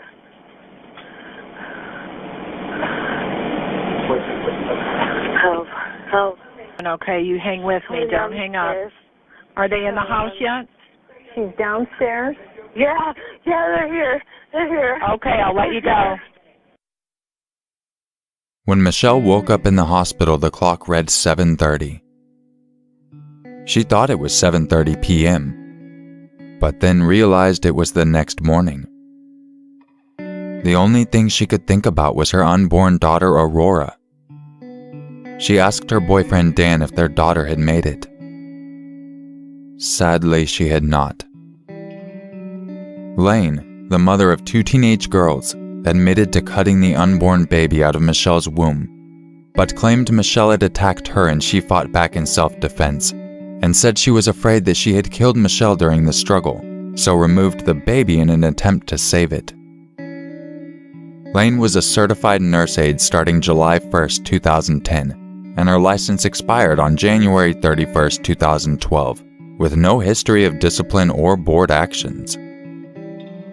During the trial, Lane's mother, Carol, testified that Lane had not fully recovered from the accidental drowning of her young son. She was desperate to have another child, Carol said. Lane was found guilty of attempted first-degree murder, 2 counts of first-degree assault, 2 counts of second-degree assault, and unlawful termination of a pregnancy. Prosecutors did not pursue a murder charge for the unborn child, since Colorado state law does not recognize a fetus as a person unless it is capable of surviving for a period of time outside of the womb. Lane was sentenced to 100 years in prison. I do not hate Dynel, but I am angry for all the pain she has caused, the deceit, and for her selfishness, Michelle said.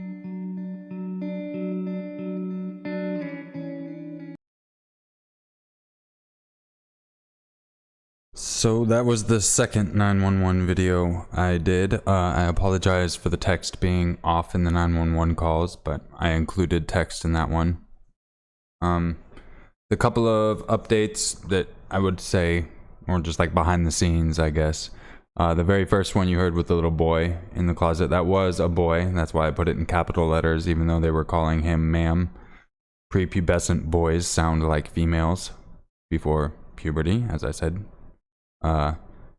In fact, I have a funny personal story about that. When I was younger, I used to get on the phone, and when my sisters would receive a call from a friend, because back then there was only landlines, so everyone shared the same phone, I could pick it up and pretend to be my stepsister at the time.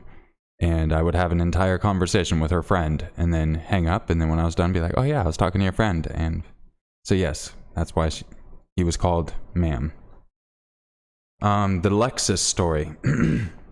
I actually worked at Toyota when that happened. I remember seeing that on the news on the showroom floor the day after it happened in the morning, probably at about 7.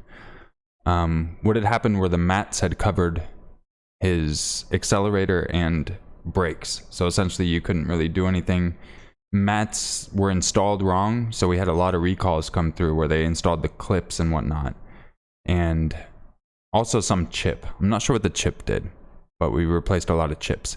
But the reason you couldn't turn it off is a lot of vehicles, newer ones, you can't just turn the key or turn it off while the vehicle's in drive or in motion. His best bet would have been to put it in neutral, which is what anyone should do if a vehicle is going out of control. The issue with the vehicle he was in is it was a rental and he wasn't familiar with the vehicle, and I guess that specific model is actually a little bit tricky to get into neutral. So I assume that's what it comes down to. But always go in neutral first. That's the thing to do. I actually told my wife, I had my accelerator stick once. I was doing work on the vehicle, so I was doing some ghetto rigging, as they call it. And I knew it was going to stick, so I actually told my wife too. I was like, hey, if it does stick, make sure you put it in neutral and stop it. And that next day, it actually happened to her. Fortunately, she knew exactly what to do, stopped it, and just called me. But that's what anyone should do if your vehicle's stuck, is switch it into neutral. And always make sure you know the proper way to function a vehicle when you get into it. Whether it's a rental or not, take that extra time, learn where the hazard lights are, the e-brake, how to properly get around everywhere, that kind of thing. So that's the reason they weren't able to do that. You couldn't really downshift, you can't just turn the key off. Neutral would have been his best bet, but in the panic, I assume that vehicle was just too hard to get into neutral, or it wasn't working properly, so he thought it didn't work. You can't down gear in a automatic. His was, I believe that model, they said it was a sequential shifter, so you can't actually down gear really, type of thing. It's not like a manual transmission. A manual transmission would be really easy. You just let the clutch in and you might blow your engine, but the car's not going to go anywhere.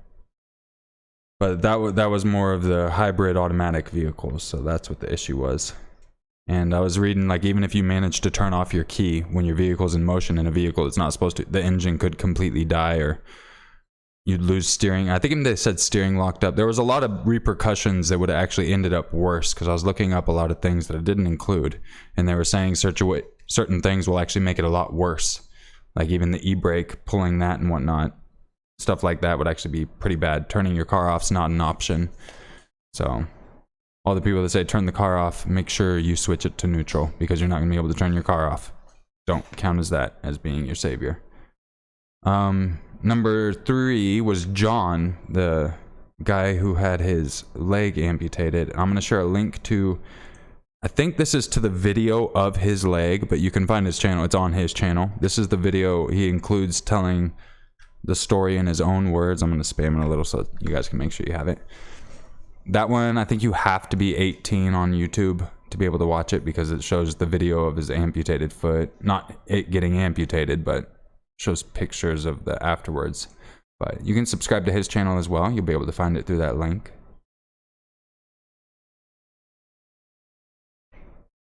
Well, you gotta think, this one chick, you can turn your e-brake on and still drive.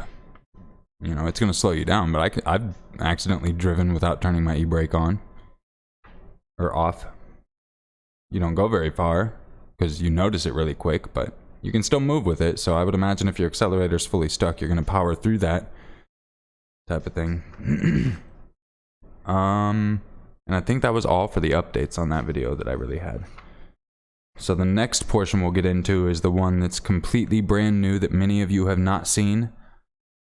And this should be my highest quality video, I think, on my channel overall, honestly. In fact, that's why it's not public, is because I've spent so much time on this video, like a lot. I'm trying to hopefully be able to have ads on it so I can make a little bit of revenue back, because me trying to go full-time YouTube, I kind of need to be able to pay my bills. And right now it just keeps getting denied, so I've tried editing out the words sexual or racist and all that. The version you're about to hear has all of those. I didn't edit it out, but I'm trying different versions to see if I can get one that would be approved for monetization at least. Because if I'm going full-time to try to do these more, I need to pay bills. So that being said, if you want to become a patron and get early access, in fact, they've had access to this video for like 3 or 4 days now, or a channel member, it would be super awesome if you do that. If not, just like and share the videos.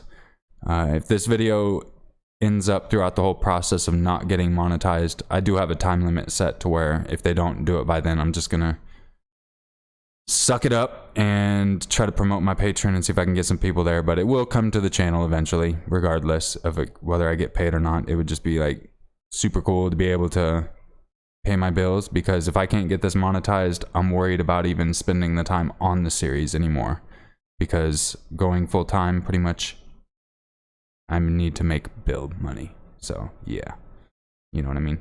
Sorry. So yeah, if you want to support the channel, check out my Patreon. Channel member donations are always an option.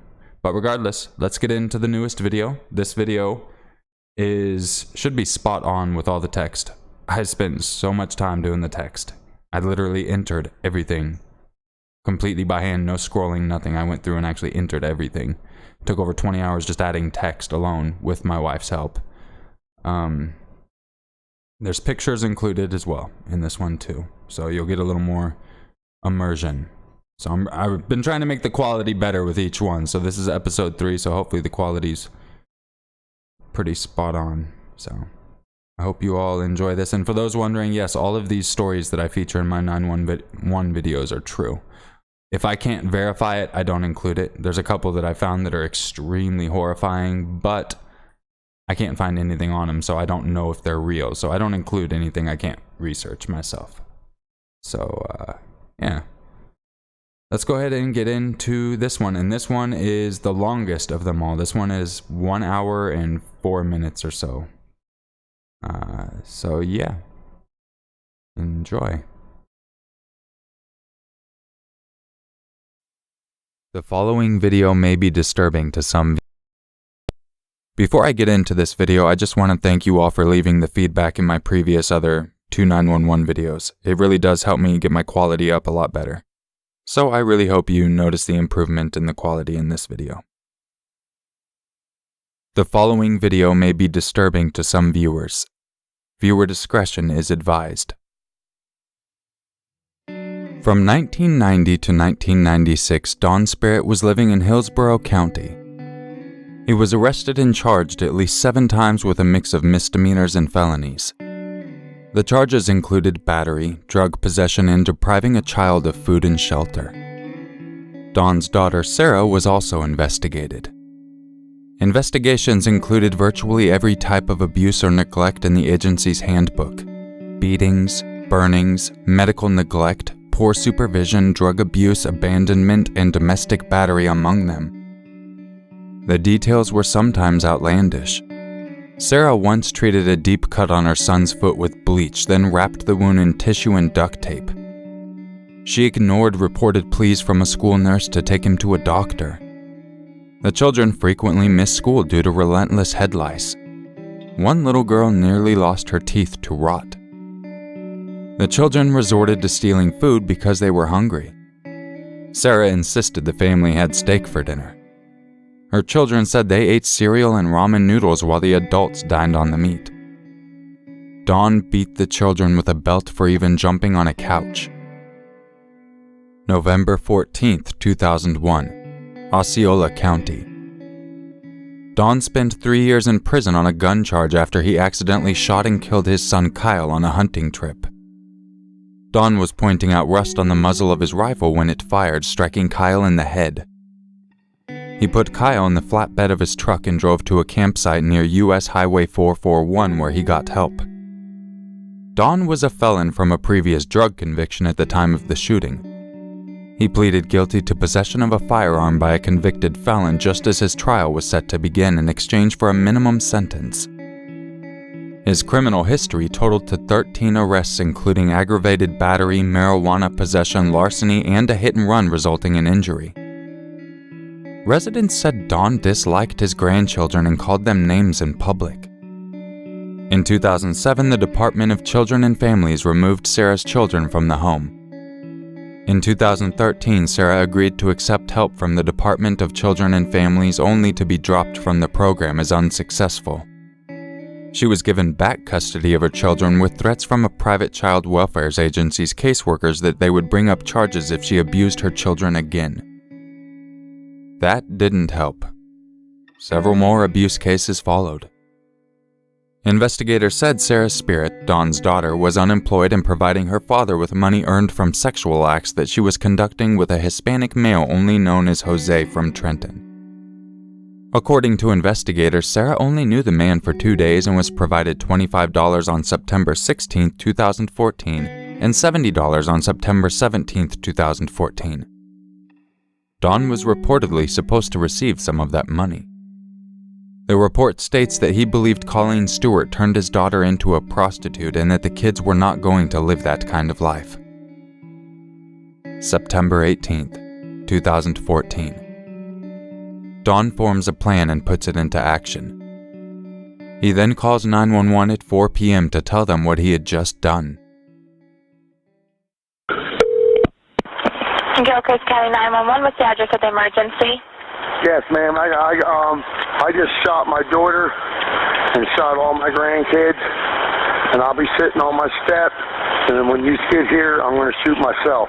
What is the address that you're at, sir? 2550 Northwest, 25 Perez, Don Spears. Every one of them are dead. You said your name is Don Spirit? Yep. All right, Don, what kind of gun do you have? It doesn't matter what kind of gun I got. They're all dead, and then when you get here, I'll shoot myself, and then you figure out what kind of gun it is. And how long ago did this happen, Don? I don't want to hear it, man. I'm done with every thing. Just bring them out here, that's all. You got all the kids are dead in the house. Okay, how many people?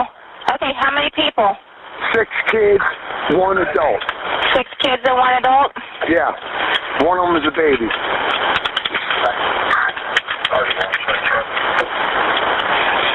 All right, Don. Is there any way you can stay on the phone with me till I get somebody there to help you?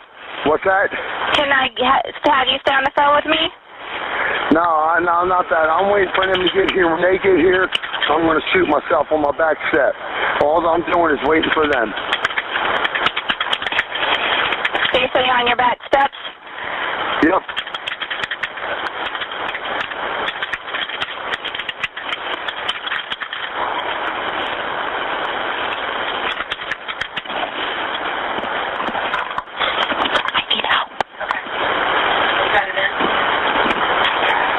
Okay, Don.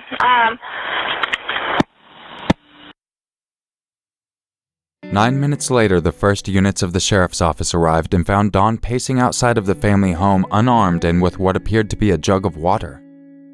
Deputies reported that Dawn told them, "I'm not mad at you. I'm mad at the Stewarts. Colleen Stewart turned Sarah into a whore and drugs. I'm fed up with this whole family. The Stewart family. They've ruined my life. They've ruined my life and I'm just tired of them all. And I've taken care of it today." That is when Don was observed returning from the back of his trailer with a semi-automatic weapon in which he used to end his own life, shooting himself in the head.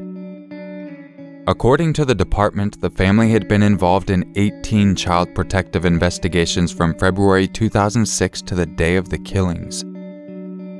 Don had killed his daughter Sarah and his 6 grandchildren. Deputies discovered Sarah's body outside, partially underneath a tarp. The report states that in addition to being shot in the head, she was stabbed 6 times and suffered blunt force trauma from being pistol whipped. The bodies of the children were found at different locations inside the home. Autopsy results show the youngest child died from a gunshot wound to the torso, while the 5 older ones died from a gunshot wound to the head. Don's ex-wife indicated to investigators that she believed he was bipolar and possibly under the influence of illegal drugs. The report also mentions that Don had been smoking spice and had been off his medication for a month or 2. September 2nd, 2018. Lauren McCluskey met Melvin Rowland at a local bar where he was working as a bouncer and began a relationship with him. He introduces himself as Sean, a fake name.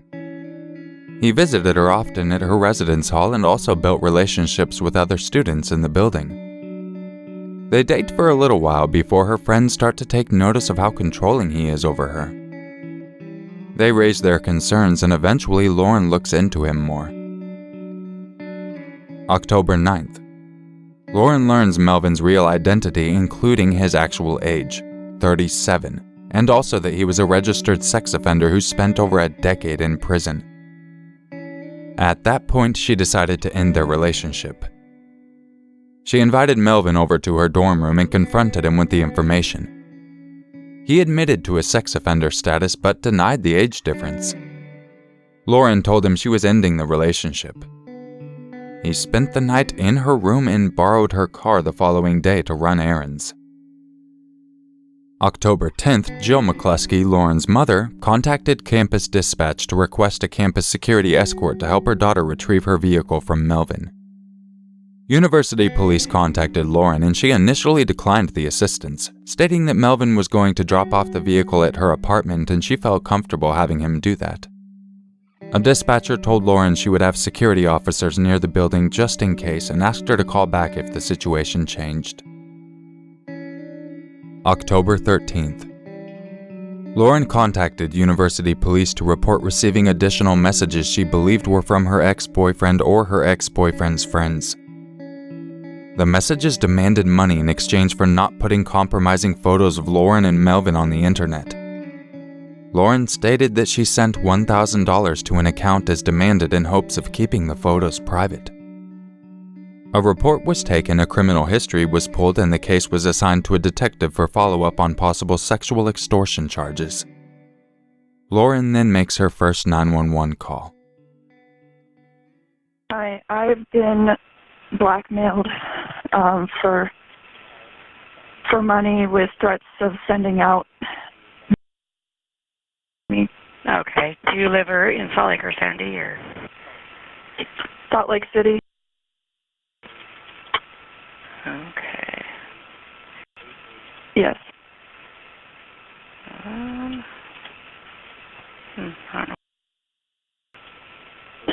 know. Well, it's building them. Oh, so what's your mailing address? So it's the mailing address would be. Or are you up on campus? I'm up on campus, but it's, I guess the... So you live on campus? Let's see. Up on campus. Okay. Let me go ahead and get you over. University Police will probably take the case then. Just one sec. I've talked to them already, but okay. I just wanted to call you as well. Because usually, if you've already reported it, usually we just take it where you live, and then that agency does a case. Because, like, if they make threats, the most likely they'll come is at your house or place. So you normally don't have to make multiple reports. Did they tell you to call us? Or did they take a case and give you a case number? No, they didn't. Okay, but you already did talk to them and tell them about it, or? Yeah, I was just concerned because I wasn't sure how long they were going to take to. Are you in line for an officer to call you? Oh, file arrest. But they didn't give you a case number at all? Oh, I think they did. Hold on. Okay. Do you want to talk to them and see kind of more about what's going on with your case? I'm sorry, what was that? Do you want to talk to them to see what's going on with your case? Wait a minute. Just a second. I think this is... Yes, there's a case number. Okay, let me get you up to them so they can see what's going on with it. Just one moment. Okay. Thanks. I'll talk to them first. University 911, what is your emergency? Hey, it's City. She's got a case number pending, but she's receiving additional blackmail threats to send building got from her so far, but she does have a case number. She's on the line. Okay.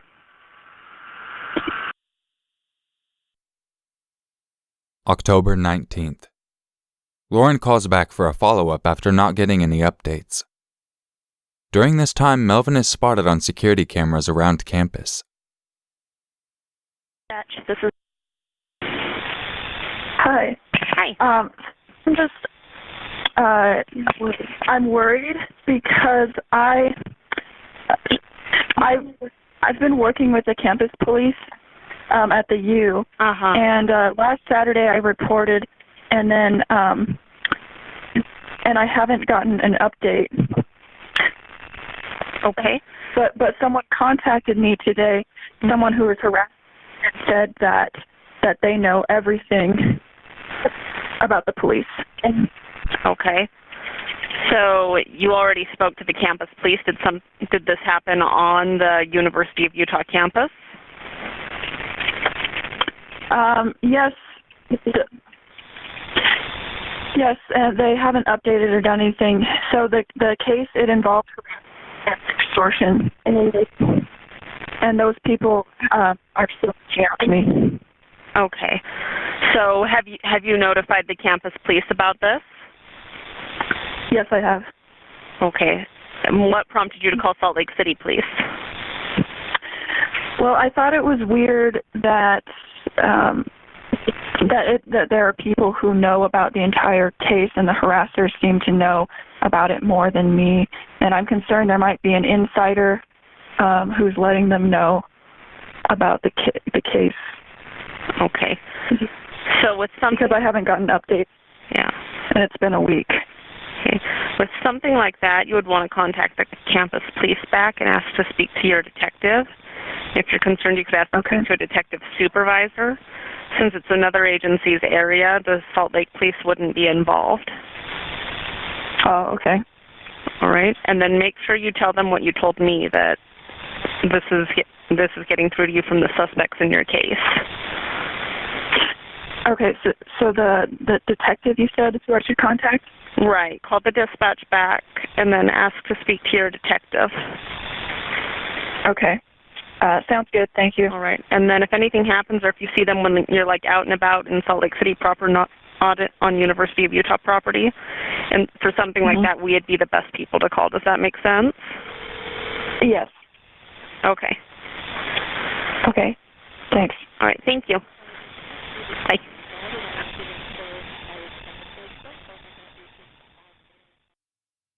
October 22nd. Lauren emailed police to report having received an additional text from a spoofed number claiming to be Deputy Chief Rick McLennan requesting she come to the police station. University police now believe the text came from Melvin with the intent of getting Lauren to leave her dorm room. Melvin spent the afternoon waiting for Lauren with some of her friends in the residence hall.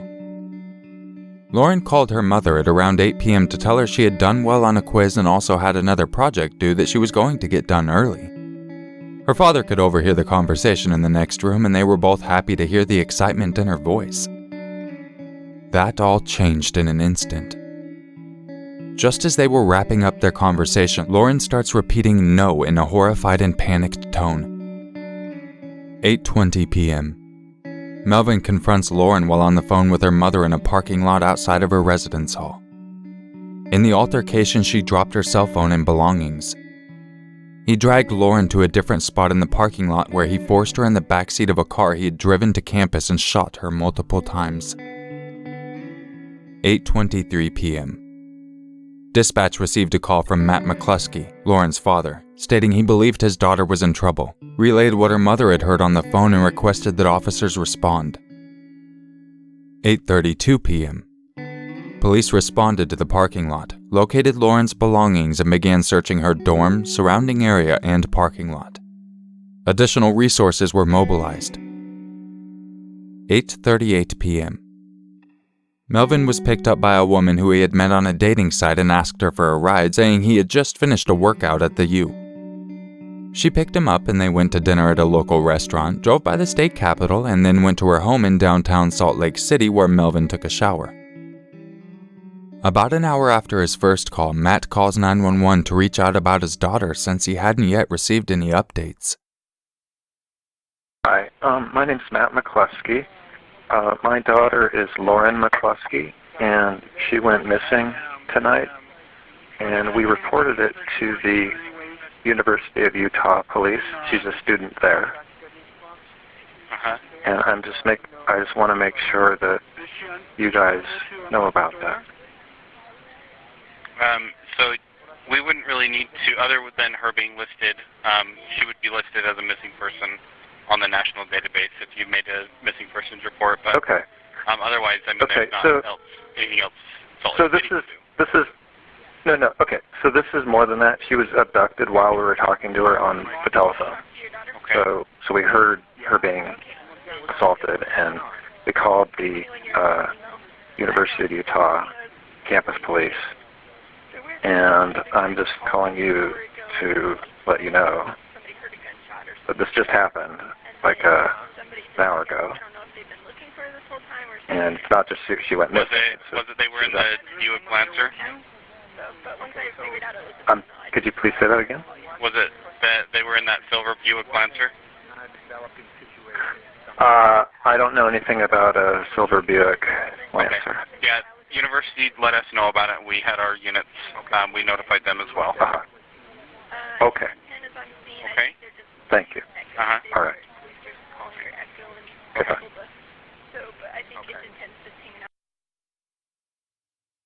9:55 p.m. During a search of the parking lot, police discovered Lauren's body in the back seat of a vehicle. 9:56 p.m. A secure in-place alert was sent campus-wide that stated there had been a shooting on campus. 10:09 p.m. Alert sent with suspect information. Updates were sent approximately every 30 minutes reiterating the secure in-place order. 11:46 p.m. Alert sent lifting secure in-place order after university police determined suspect had left campus. October 13th at 12:01 a.m. Alert sent identifying shooter as Melvin Rowland. During this time, Melvin had been dropped off at a coffee shop in downtown Salt Lake. After seeing the news coverage, the woman who gave him a ride recognized him and called the police. 12:46 a.m. Salt Lake City police located Melvin and engaged in a foot pursuit where he ran into Trinity AME Church, and as the police entered the church, he shot himself. If you want to see the full timeline of events for this case, I have a link in the description. The University of Utah put their own timeline of events, and it is extremely accurate, so feel free to check it out. Summer of 2016. Jane Doe said she met Sean Grade at the Kroc Center in Ashland, Ohio. She said they would have lunch there a couple of times a week and go on long walks and talk about the Bible and life and occasionally played tennis at Brookside Park. She later testified that Grade hinted about wanting more than a friendship, but she turned him down. Jane said she did not believe in premarital sex, called it a no-no, and would not let Grade enter her apartment. He'd been there, but he'd never been in. I have boundaries. I don't let guys in my place. It's just not a good idea, she said.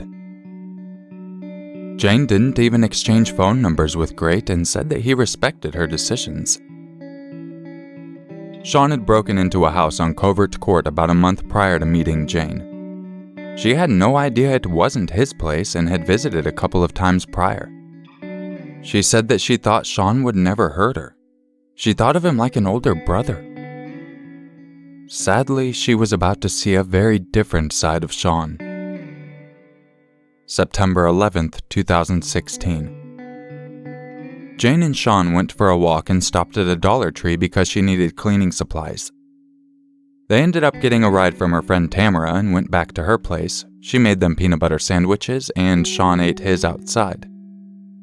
After they ate, Jane said that Sean told her he had a bag of clothes at his place from his mother and sister to give to her, and also asked if she had an extra Bible. They then started walking to his place. Jane said she was reading Bible passages while Sean went to the kitchen of his house. She said his whole demeanor changed when he returned. He started pulling the Bible out of my hand. I looked at him and that's when he said, "You're not going anywhere." Jane was beat and sexually assaulted while remaining held captive for days. The woman remains unidentified due to the fact that she was a victim of a sexual assault. September 13th. Jane wakes up to find Sean still asleep. She takes this opportunity to pray and then frees herself from her restraints and makes her way over to Sean's phone and calls 911 from the other side of the room. 911, what is the address to your emergency? By the 4th Street Laundromat. What is it? 4th Street Laundromat. What's the problem? I've been abducted. What's your name? How do you spell your last name? Who abducted you? Sean Green. You said John Green? Sean Great. Where's he at now? Asleep. Where's he sleeping at? In the bedroom. In what bedroom? There's 2 houses right by the laundry street. And it's in one of those houses. But you're at the laundromat? No, I'm in the bedroom with them. What color's the house? Is it across? If I'm looking at the laundromat, which way is it? If you're looking in the laundromat, it's one on the left of the 2. You don't know what color the house is? No. Please hurry. Does he have a car? No. Well, Lisa down the street. So what's your phone number you're calling me from? I don't know. And you think it's a yellow house? I think so, but it's on the left. Is it an apartment? No, it's a house. Okay, does he own the house? No, he broke into it. Does anybody actually live there? I think they've been abandoned. And his name is Sean Great? Yes. Like Grate? Yes. Does he have a weapon? He's got a taser. Where do you live? What does he look like? Is he a white male or a black male? White. Is he like 6 foot or is he shorter than that? He's like 6'1", 6'2". Do you know how much he weighs? Probably 175. Are you injured? A little. What color is his hair? Brown. Do you know what color his eyes are? What's he wearing? Nothing right now.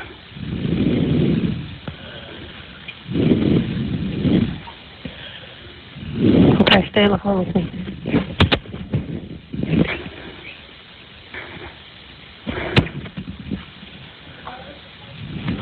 Stay on the line with me, okay? Is he still sleeping? Yes.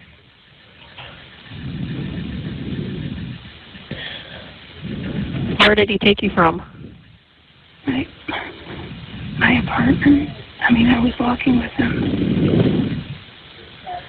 You were walking with him? Mm-hmm. Where were you walking to? I've known him for like a month and a half. Is there any way you can get out of the building? I don't know without waking him, and I'm scared. Is there a bathroom in the house? Well, his bedroom is closed, and he made it so it would make noise. And if you told him you had to go to the bathroom, he would do something to you? Yeah, because he had me tied up. Are you tied up now? Well, yeah, but I kind of freed myself.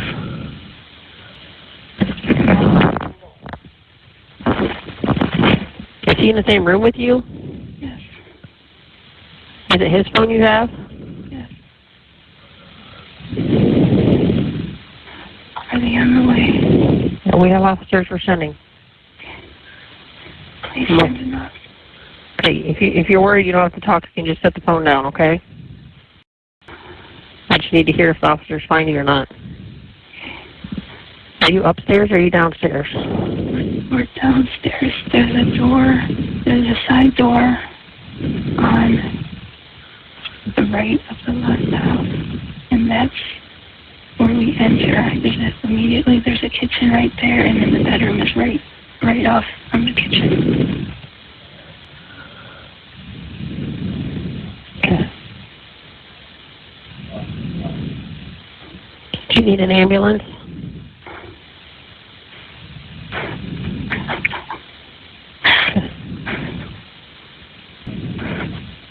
Are you bleeding from anywhere? Not anymore. Where were you bleeding from?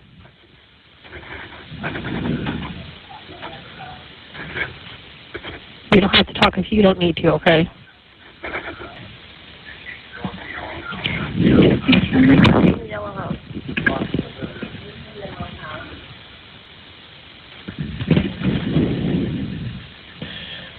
Do you know where he lives? No. Oh, shit. Oh, shit. I woke him up. I just set the phone down.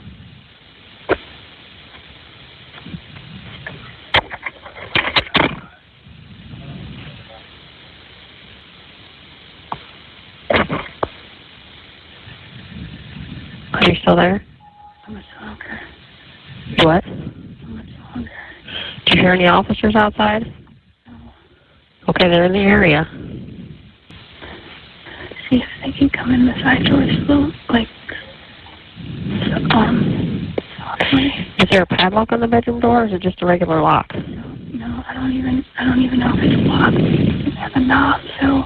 Can you get up and see if you can get out? I'm afraid of waking him. If I knew the cops were right there, I would do it. I don't even know if it opens, how it opens. Is there a window around there you can look out? Yeah, but the floor squeaks in. It's right by his head. Are you laying down? No, I'm standing right by the bedroom door. And you can't open it? What? Can you open it? I'm afraid without making noise. Is the door to the house open? I don't know, probably, maybe.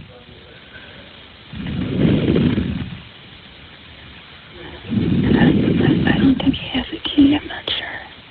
Because I think he broke in here. Can you see out any window that you're at? They're all curtains shut.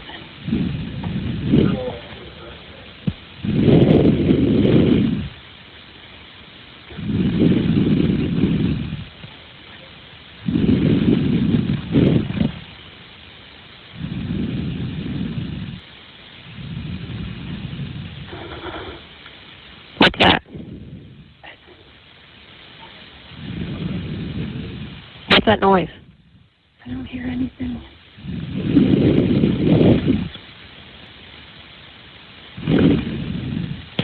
If you think you can get out, you need to get out. Not unless they were right here. He would hear me, catch me, and he's strong.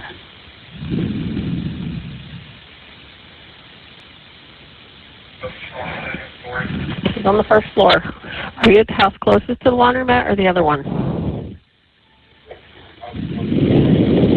Are you the one closest to the laundromat or the other one? We were standing in the laundromat looking at the two houses. It would be on the left.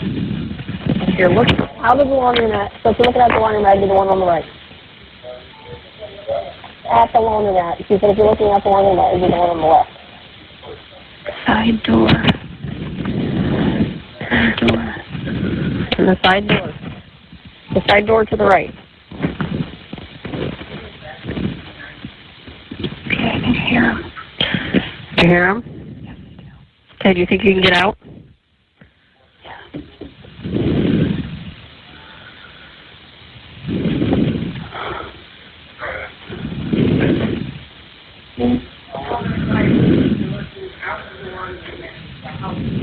Are you out of the bedroom? Yes. It doesn't have a doorknob. They need to push. The door doesn't have a doorknob? Can you see them? No, have them push the door. He said push the door. Are they on the other side of the door? Yeah, I think so. She said have you guys push the door. There's no doorknob there. Just push it.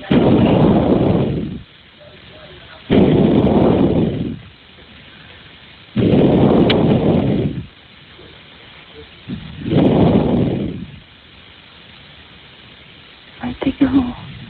Can you get out of the bedroom? And the door doesn't have a knob.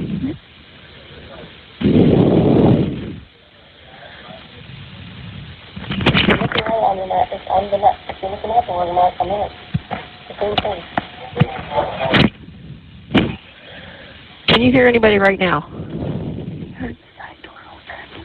She heard the side door open.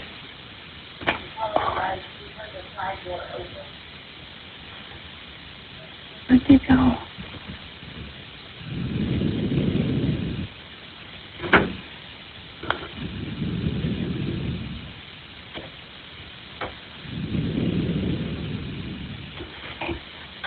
Out of the bedroom. You're out? Okay, can you get to the door where you can see out? Huh? Can you get out of the house? It's locked. Are you at the door? Yeah, I am. She's at the door. You're on the door to the right-hand side of the house. Yeah. She's at the door on the right side of the house. She got out of the bedroom.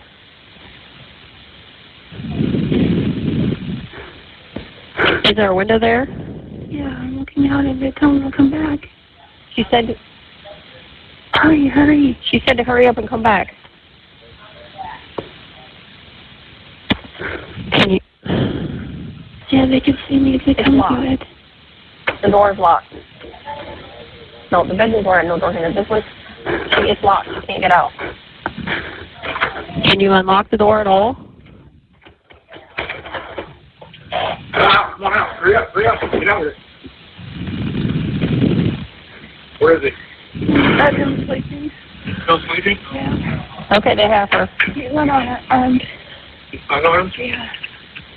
All right. You need to go. Hang on. Come here in. Right now. Do it. Go through it. Go around your belly.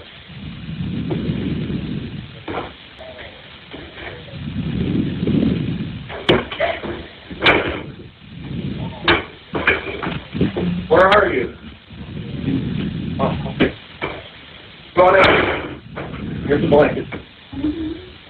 Well, if you can't be in there, here, cover yourself up. Tell me what happened.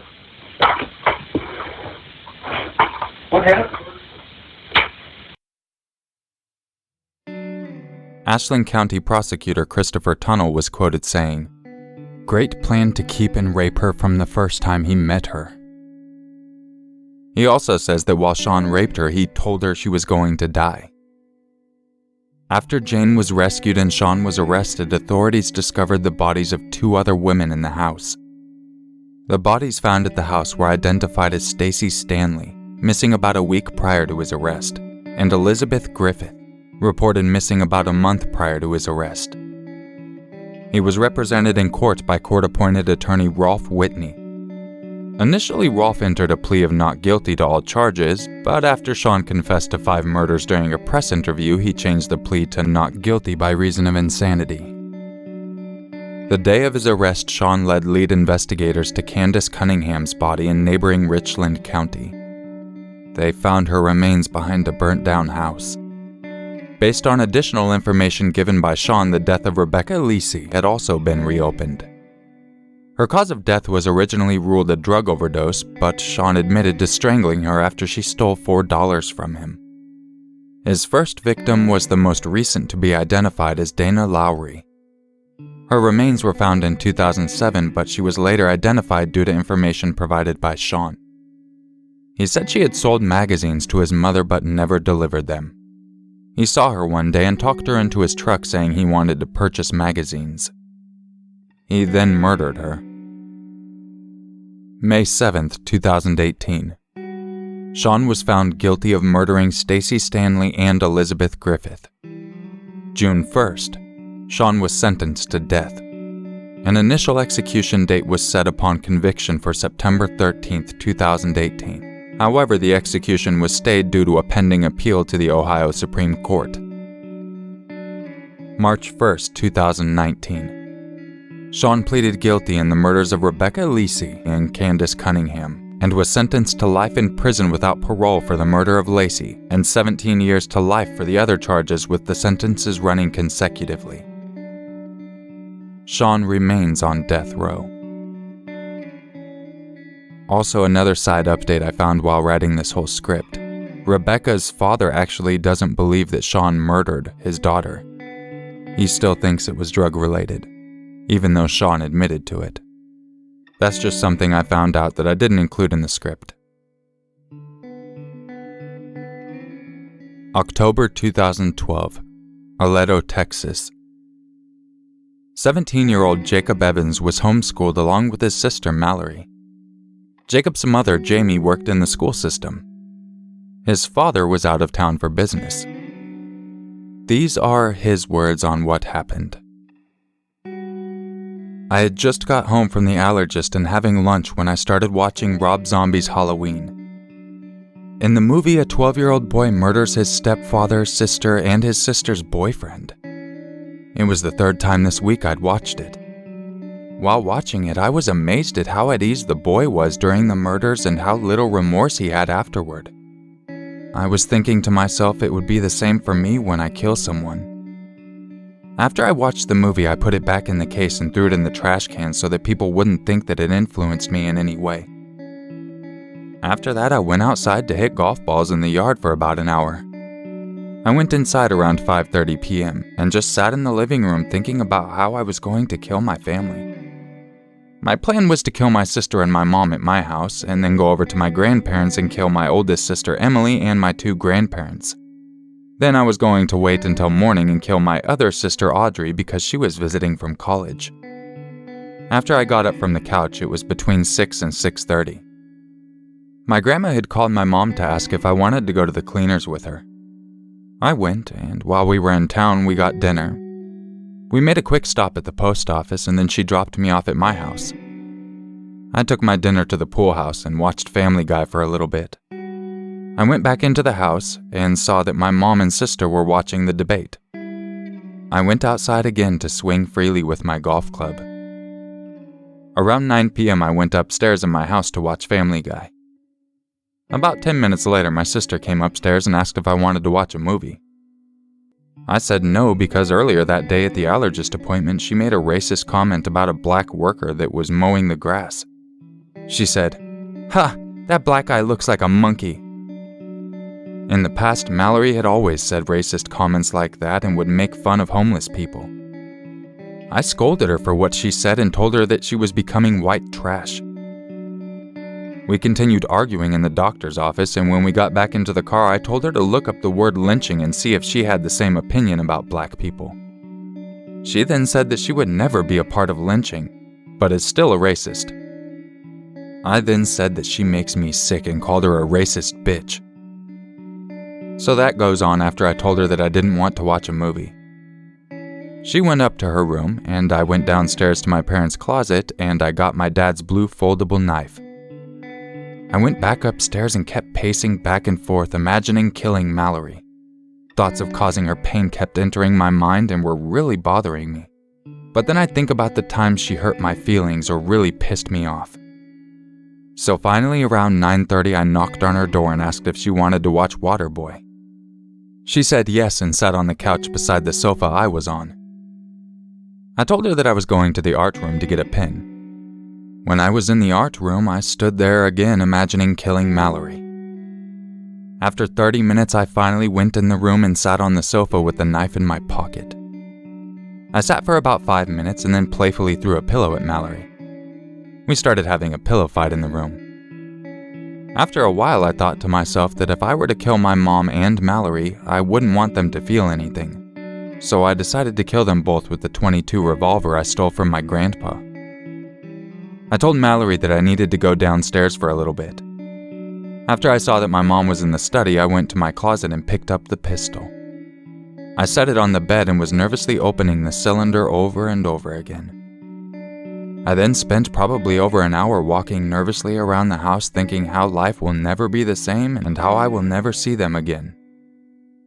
Around 11:15, I went upstairs with the pistol and stood there for about 5 minutes. I knocked on the door and told Mallory that Mom needed her. She came out and out of the corner of her eye saw me pointing the gun at her. She thought I was joking and told me that I was freaking her out. I shot her in the back and then in the head. I ran down to the study and shot my mom 3 times. In shock, I ran to my room and was screaming at the top of my lungs that I am really messed up and that I killed my mom and sister. I emptied the shells on my bed. I heard noises and realized that Mallory was still alive. While I loaded the gun back up, I was shouting that I was sorry and then ran as fast as I could to kill her. I then made sure my mom was dead and shot her again in the head. After the shooting, I walked outside for a few minutes and then came back inside. Very shocked and scared, I placed the gun on the kitchen counter and walked into the living room to dial 911. October 4th, 2012. Jake called 911 to report what he had just done. Placer County 911, where is your emergency? My house, What's the address? 152 River Creek Lane. Okay, what's the emergency? I just killed my mom and my sister. What? I just killed my mom and my sister. You just killed your mother and your sister? How did you do that? I shot him with a .22 revolver. And what is your name? Jake Evans. Jay Evans? Jake Evans. Are you sure they're dead? Yes. Okay. I want you to stay on the phone with me, okay? Are you all right? Yeah, I'm fine. Okay. Hold on just a minute. Where is the gun? It's on the kitchen counter. Okay. It's a .22? Yes. Okay. Hold on.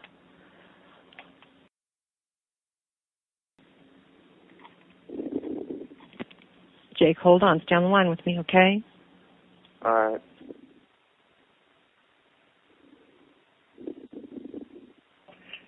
Jake? Yes. Are you on any kind of medication?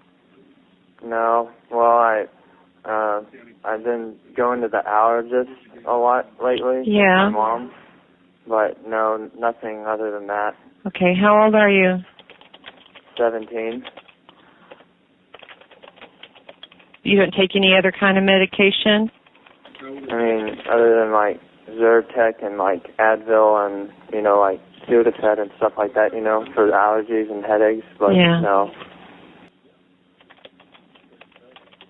Okay, do you, is there any reason that you were so angry at your mother and your sister? I don't know, I wasn't, it's weird, I wasn't even really angry with them, it just kind of happened. I've been kind of, planning on, killing for a while now. The two of them, or just anybody? Pretty much anybody.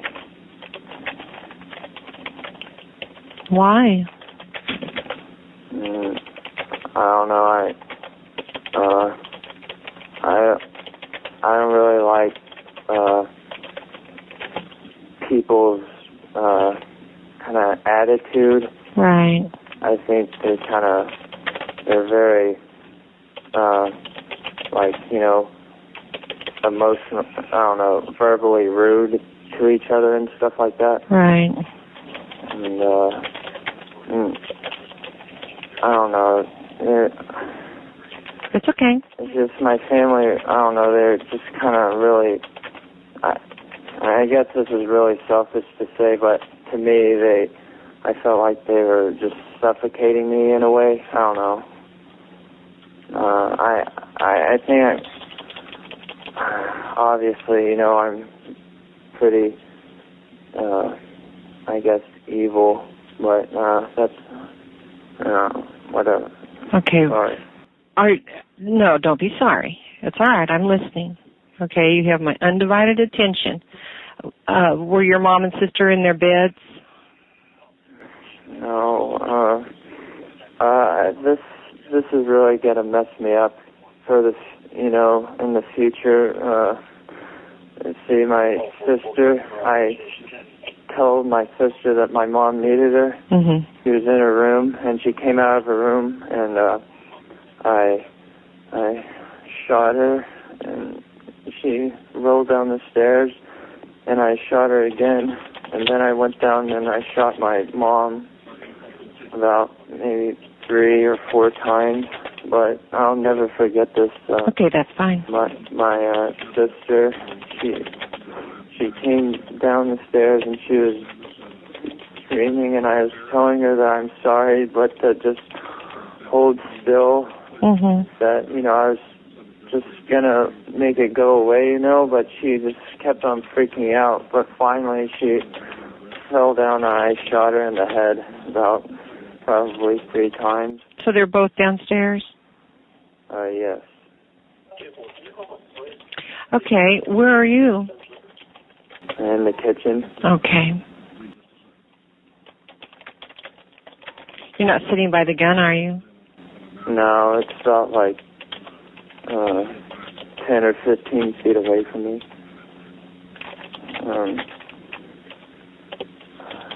That's all right. Where's your dad? He's out of town. Do you know where he is? Out of town? Washington, D.C. Okay. And for, I guess, future reference, I don't really want to see any of my family members, Mm-hmm.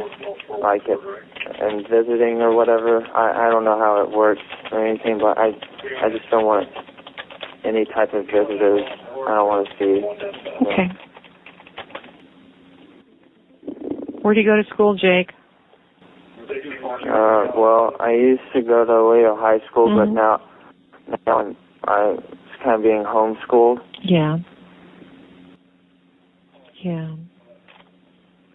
So there's just you and your sister and your mom and dad in the house live there? No, my dad's out of town. Well, yeah, but normally it's just your mom and your sister and your dad and you. Yeah, and my grandpa and grandma, they live across the street, and my oldest sister, she lives with my grandparents, and I have another sister, and she's out in college. She was going to come out to visit us tomorrow.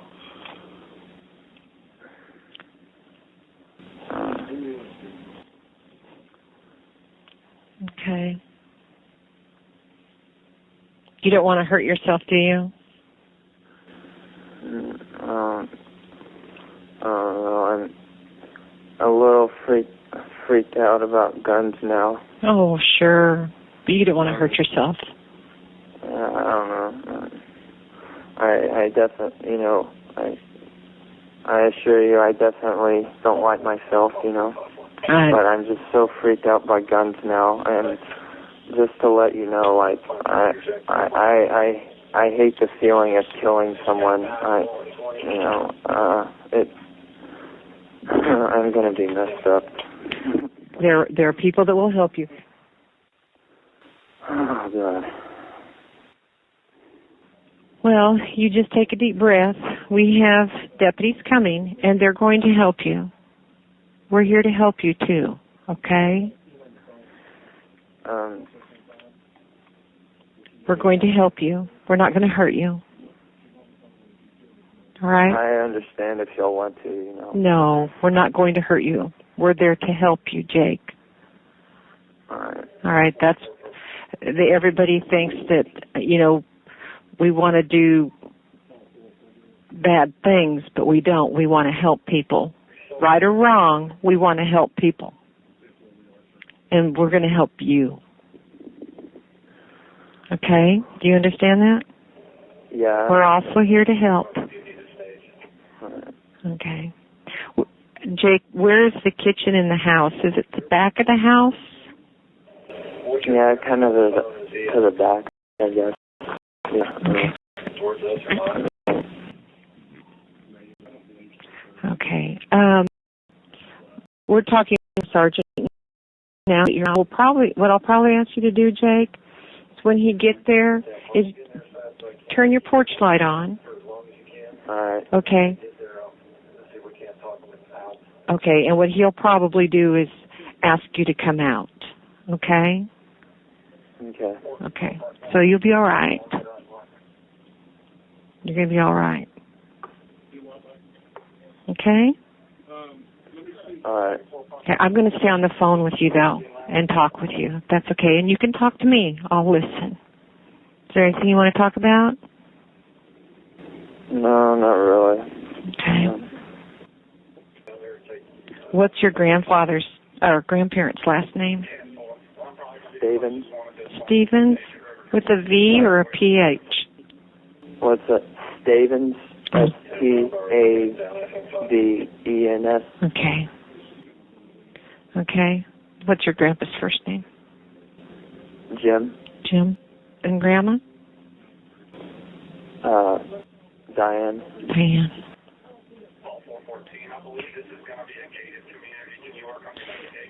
Is it a gated community? Is there a gate? Yes. Do you want the password? Yes, please. 3. Wrong radio. Okay. Do you have a driver's license? No. No driver's license? What's your date of birth, honey? 1995. Month? May. May. And the date? May 22nd. May 22nd, 1995? Mm-hmm. Okay. It's going to be all right. It really is, okay? All right. But I'm going to stay on the phone with you. They'll be there shortly. Won't be long now. That's your call. Yeah, just follow your protocol. Ours is we got to wait till we get on scene. Call 434 received. Call 434, are you en route to the 12 to assist? Jake, would you mind going to the front door and turning the porch light on, or any lights that you have outside? Yeah, I turned them on. Okay. Call 414, or correction, call 404. My caller has turned the front lights on for you. Are you okay, Jake? I'm just thinking about my sister. Yeah. How old is she? She's 15. 15. Yeah.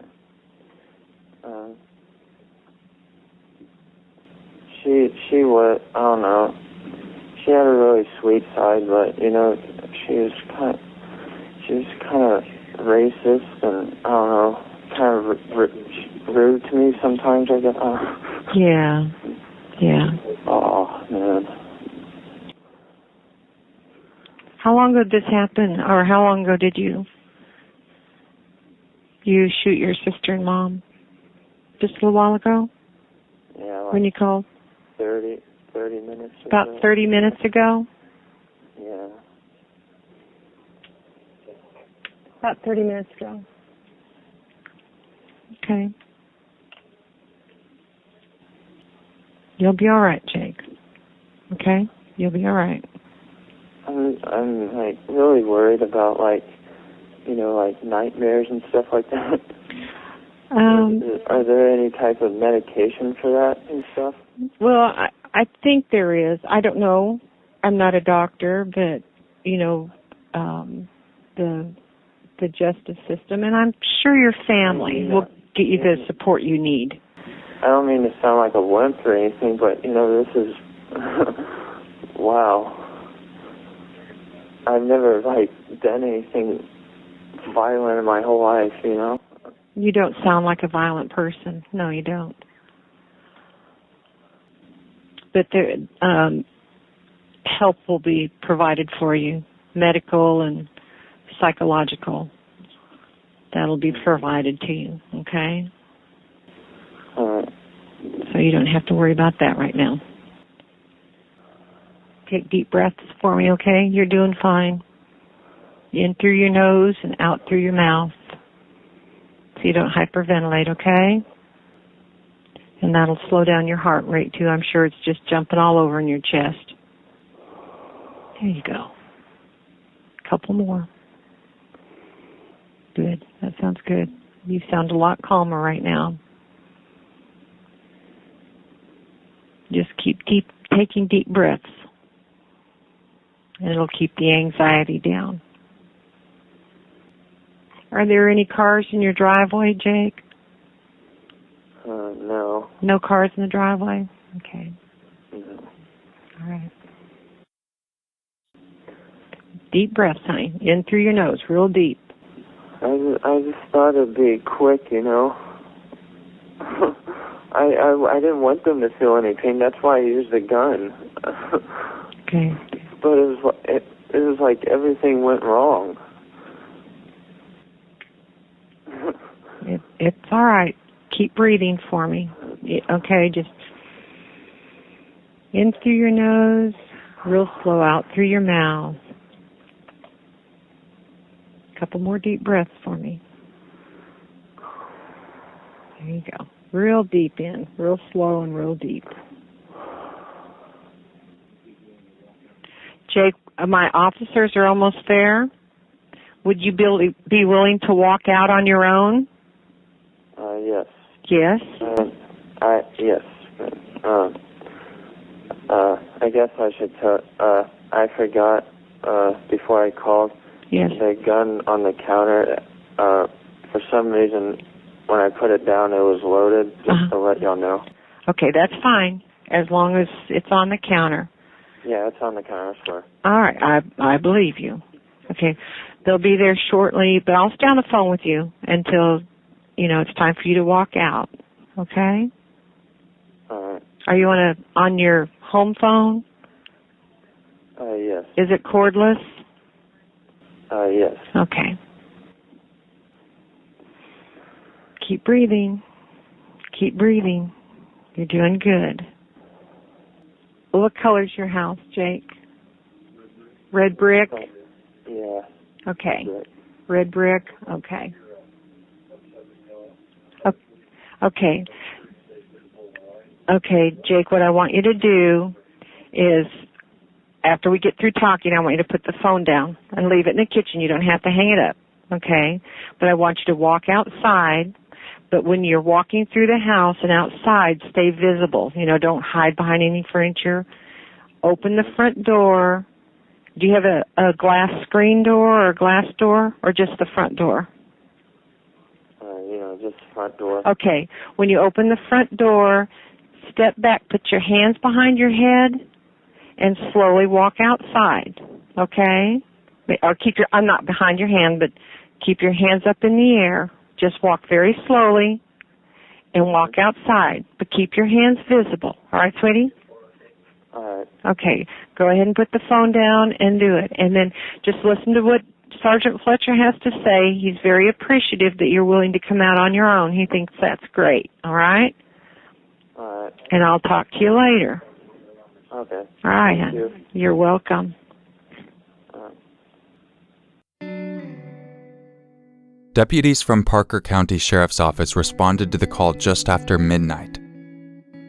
At the scene, deputies found the 2 bodies and Jake. Capital murder was only punishable by death or life in prison without parole in Texas. The United States Supreme Court ruled both unconstitutional because of Evans' age at the time of the murders. Legislators have since made adjustment to the law. The court also wrestled over concerns over Evans' mental health. 2 psychologists determined he was incompetent to stand trial, and Evans was ordered into the care of a state mental health hospital. On April 20th, 2015, the court was notified by hospital officials that Jake was competent and able to stand trial. Jake accepted a plea bargain for 45 years for the 2 counts of murder to run concurrently. Jake must serve at least half of his sentence before becoming eligible for parole. He will be credited the 2.5 years he was in jail or in the state mental hospital awaiting trial. When I look at people, especially teenagers, I see them as being very cruel to each other emotionally. It seems like their favorite hobby is picking on someone else. The people who are racist, bullies, and who are full of themselves are the really evil ones, and it amazes me because those 3 qualities are extremely common today. I was very sad because I felt like my own family were becoming the people I hate. I know now, though, that I'm done with killing. It's the most dreadful and terrifying thing I will ever experience. And what happened last night will haunt me forever.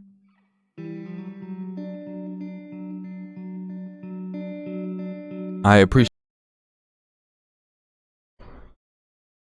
And that was the newest addition to the series that I spent a very long time working on, getting text and everything lined up, finding the research and all that. And, yeah.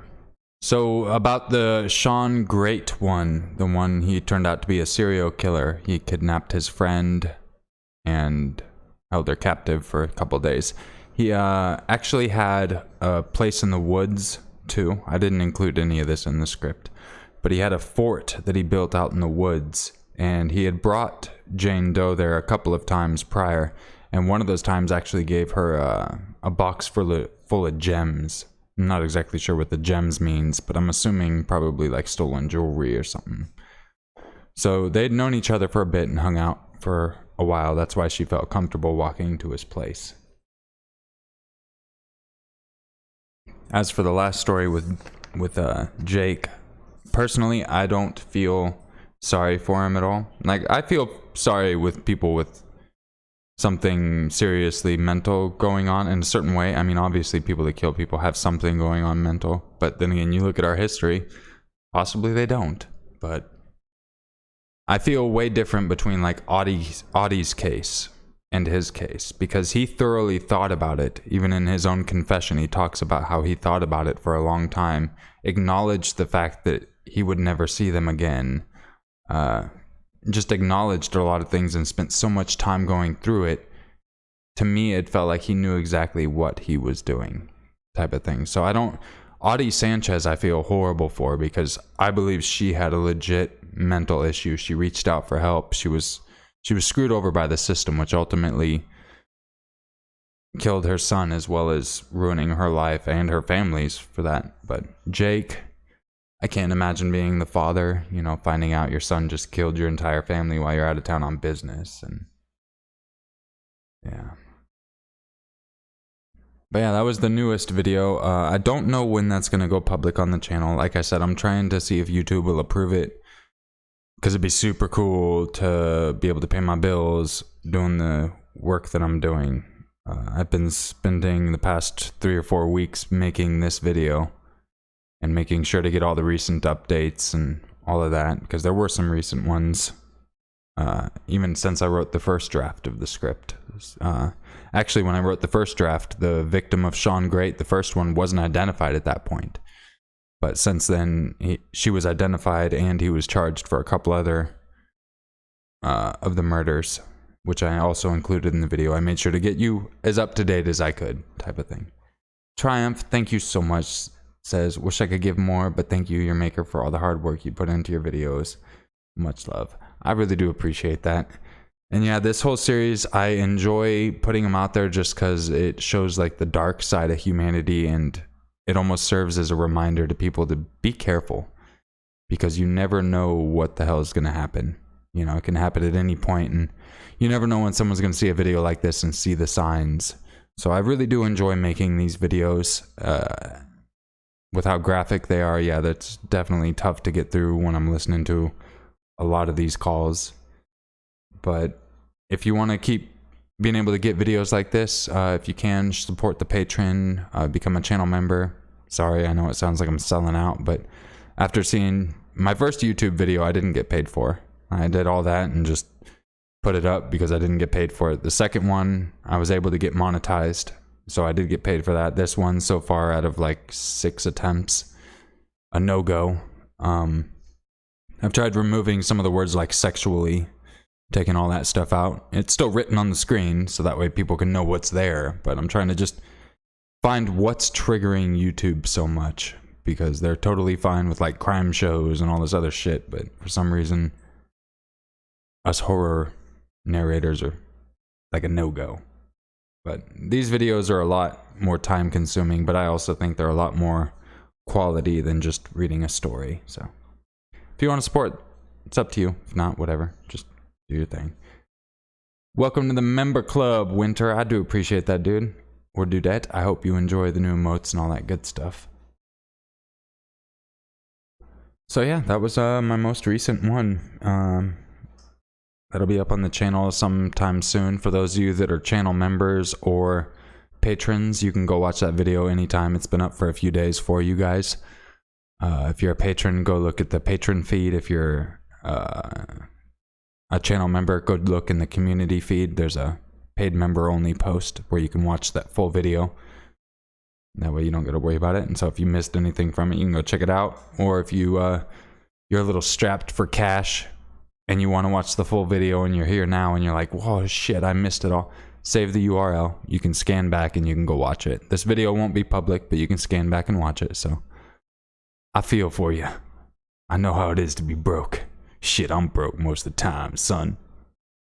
Regardless, I hope you guys appreciate the work that goes into it. I've tried to get better with each video. Like I said, randomly on a whim, I was in the middle of making a story video and I was like, you know what? A 911 video with actual backstory sounds like something that would be interesting.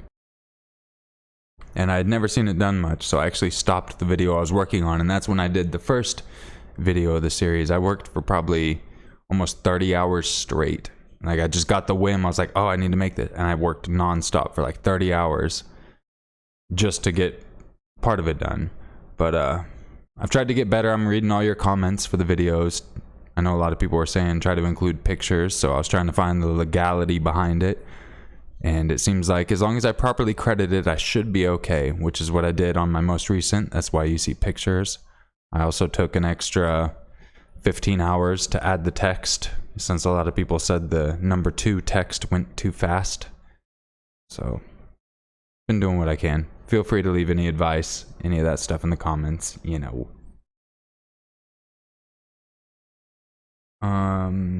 Lucinda says it doesn't show me as a member. What am I doing wrong? That is so weird. That is weird, because I've had a few people. I think Dr. Blue got kicked out of his membership. And then I had another one, they got kicked out and they couldn't even apply for membership again. So I'm really not sure. They pretty much told me you have to go through support. I can't do anything on my end. I've reached out to YouTube and they told me to just have you guys contact support. I mean, that's about the best I can say, so. Yeah, Jessica, I try to keep it as respectful as possible. I mean, these are some of people's darkest times, you know, in their lives, quite literally. So, I mean, I try to keep my feelings to a minimum in the video and just give facts and let you guys know what happens. And yeah, I try to keep it respectful. I know in number 1 I said that guy killed himself like the bitch he was, and I still feel like it. And I kind of wish I would have said that about homeboy that killed Lauren too, because I consider that a bitch move. You're gonna go kill an ex-girlfriend and then kill yourself. I'm like, sorry, I have no sympathy for that. I know I might be weird. What, babe? Oh. KB, thank you so much. Says, happy to give what I can. Great job. Thank you so much, dude. I really do appreciate that support. And welcome, Miguel, to the membership squad, dude. I know you've been here and probably heard that whole last video, but you can go check it out if you want. Regardless, again, if not, enjoy your emotes. And I'll be getting some new videos up here soon. All my patrons and channel members get them early. And I will be doing a patron channel member exclusive stream here shortly as well. And I'll be starting to do those a lot more. So, yeah. What's up, Stephanie from Australia? I see you. So I really do appreciate all of you dropping in and doing this marathon with me. We've been live for about 3 hours now.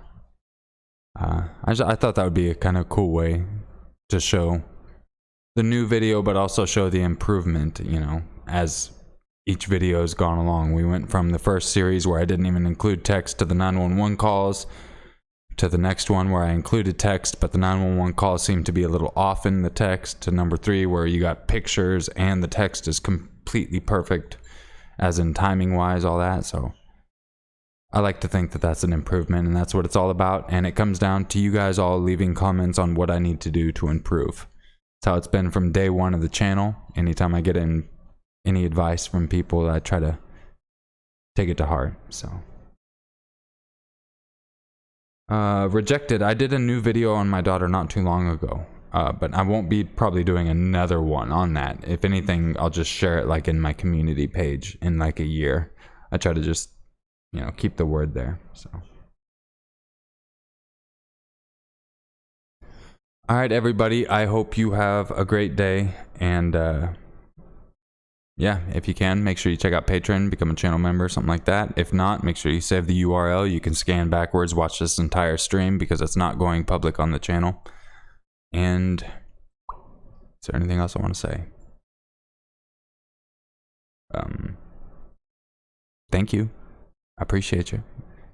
Make sure you leave a like. Actually, it doesn't matter if you leave a like because this video is not going public, so it doesn't matter. I really do appreciate y'all dropping in. I will catch you later. To become a channel member, it says join, and it's down by the subscribe button. That's how you see it. Okay. That's how it should just have a box that says join right by the subscribe button or something like that, and that's how you become a member. Gets you the channel badge and emotes and all that stuff. Yeah. Where do you find a URL on mobile? Ooh, I don't know, but I think what you can do on mobile is you can go, when you open the app again, go to your library, and then you should be able to see your history of watched videos, and it should show up in there if I remember correctly. And then you could find it that way. Or text it to yourself if possible. You can click the share button. It should give you an option to share it via messages and just share it to yourself if possible, and then that way you got a link. I don't know how mobile works exactly. I use it, but I've never also been able to find out how to get a URL. So take care, everybody. I really do appreciate you dropping in, and I will catch you in the next video or the next stream. Bye. Bad bye. Bad bye. That's what I'm saying. Bad bye.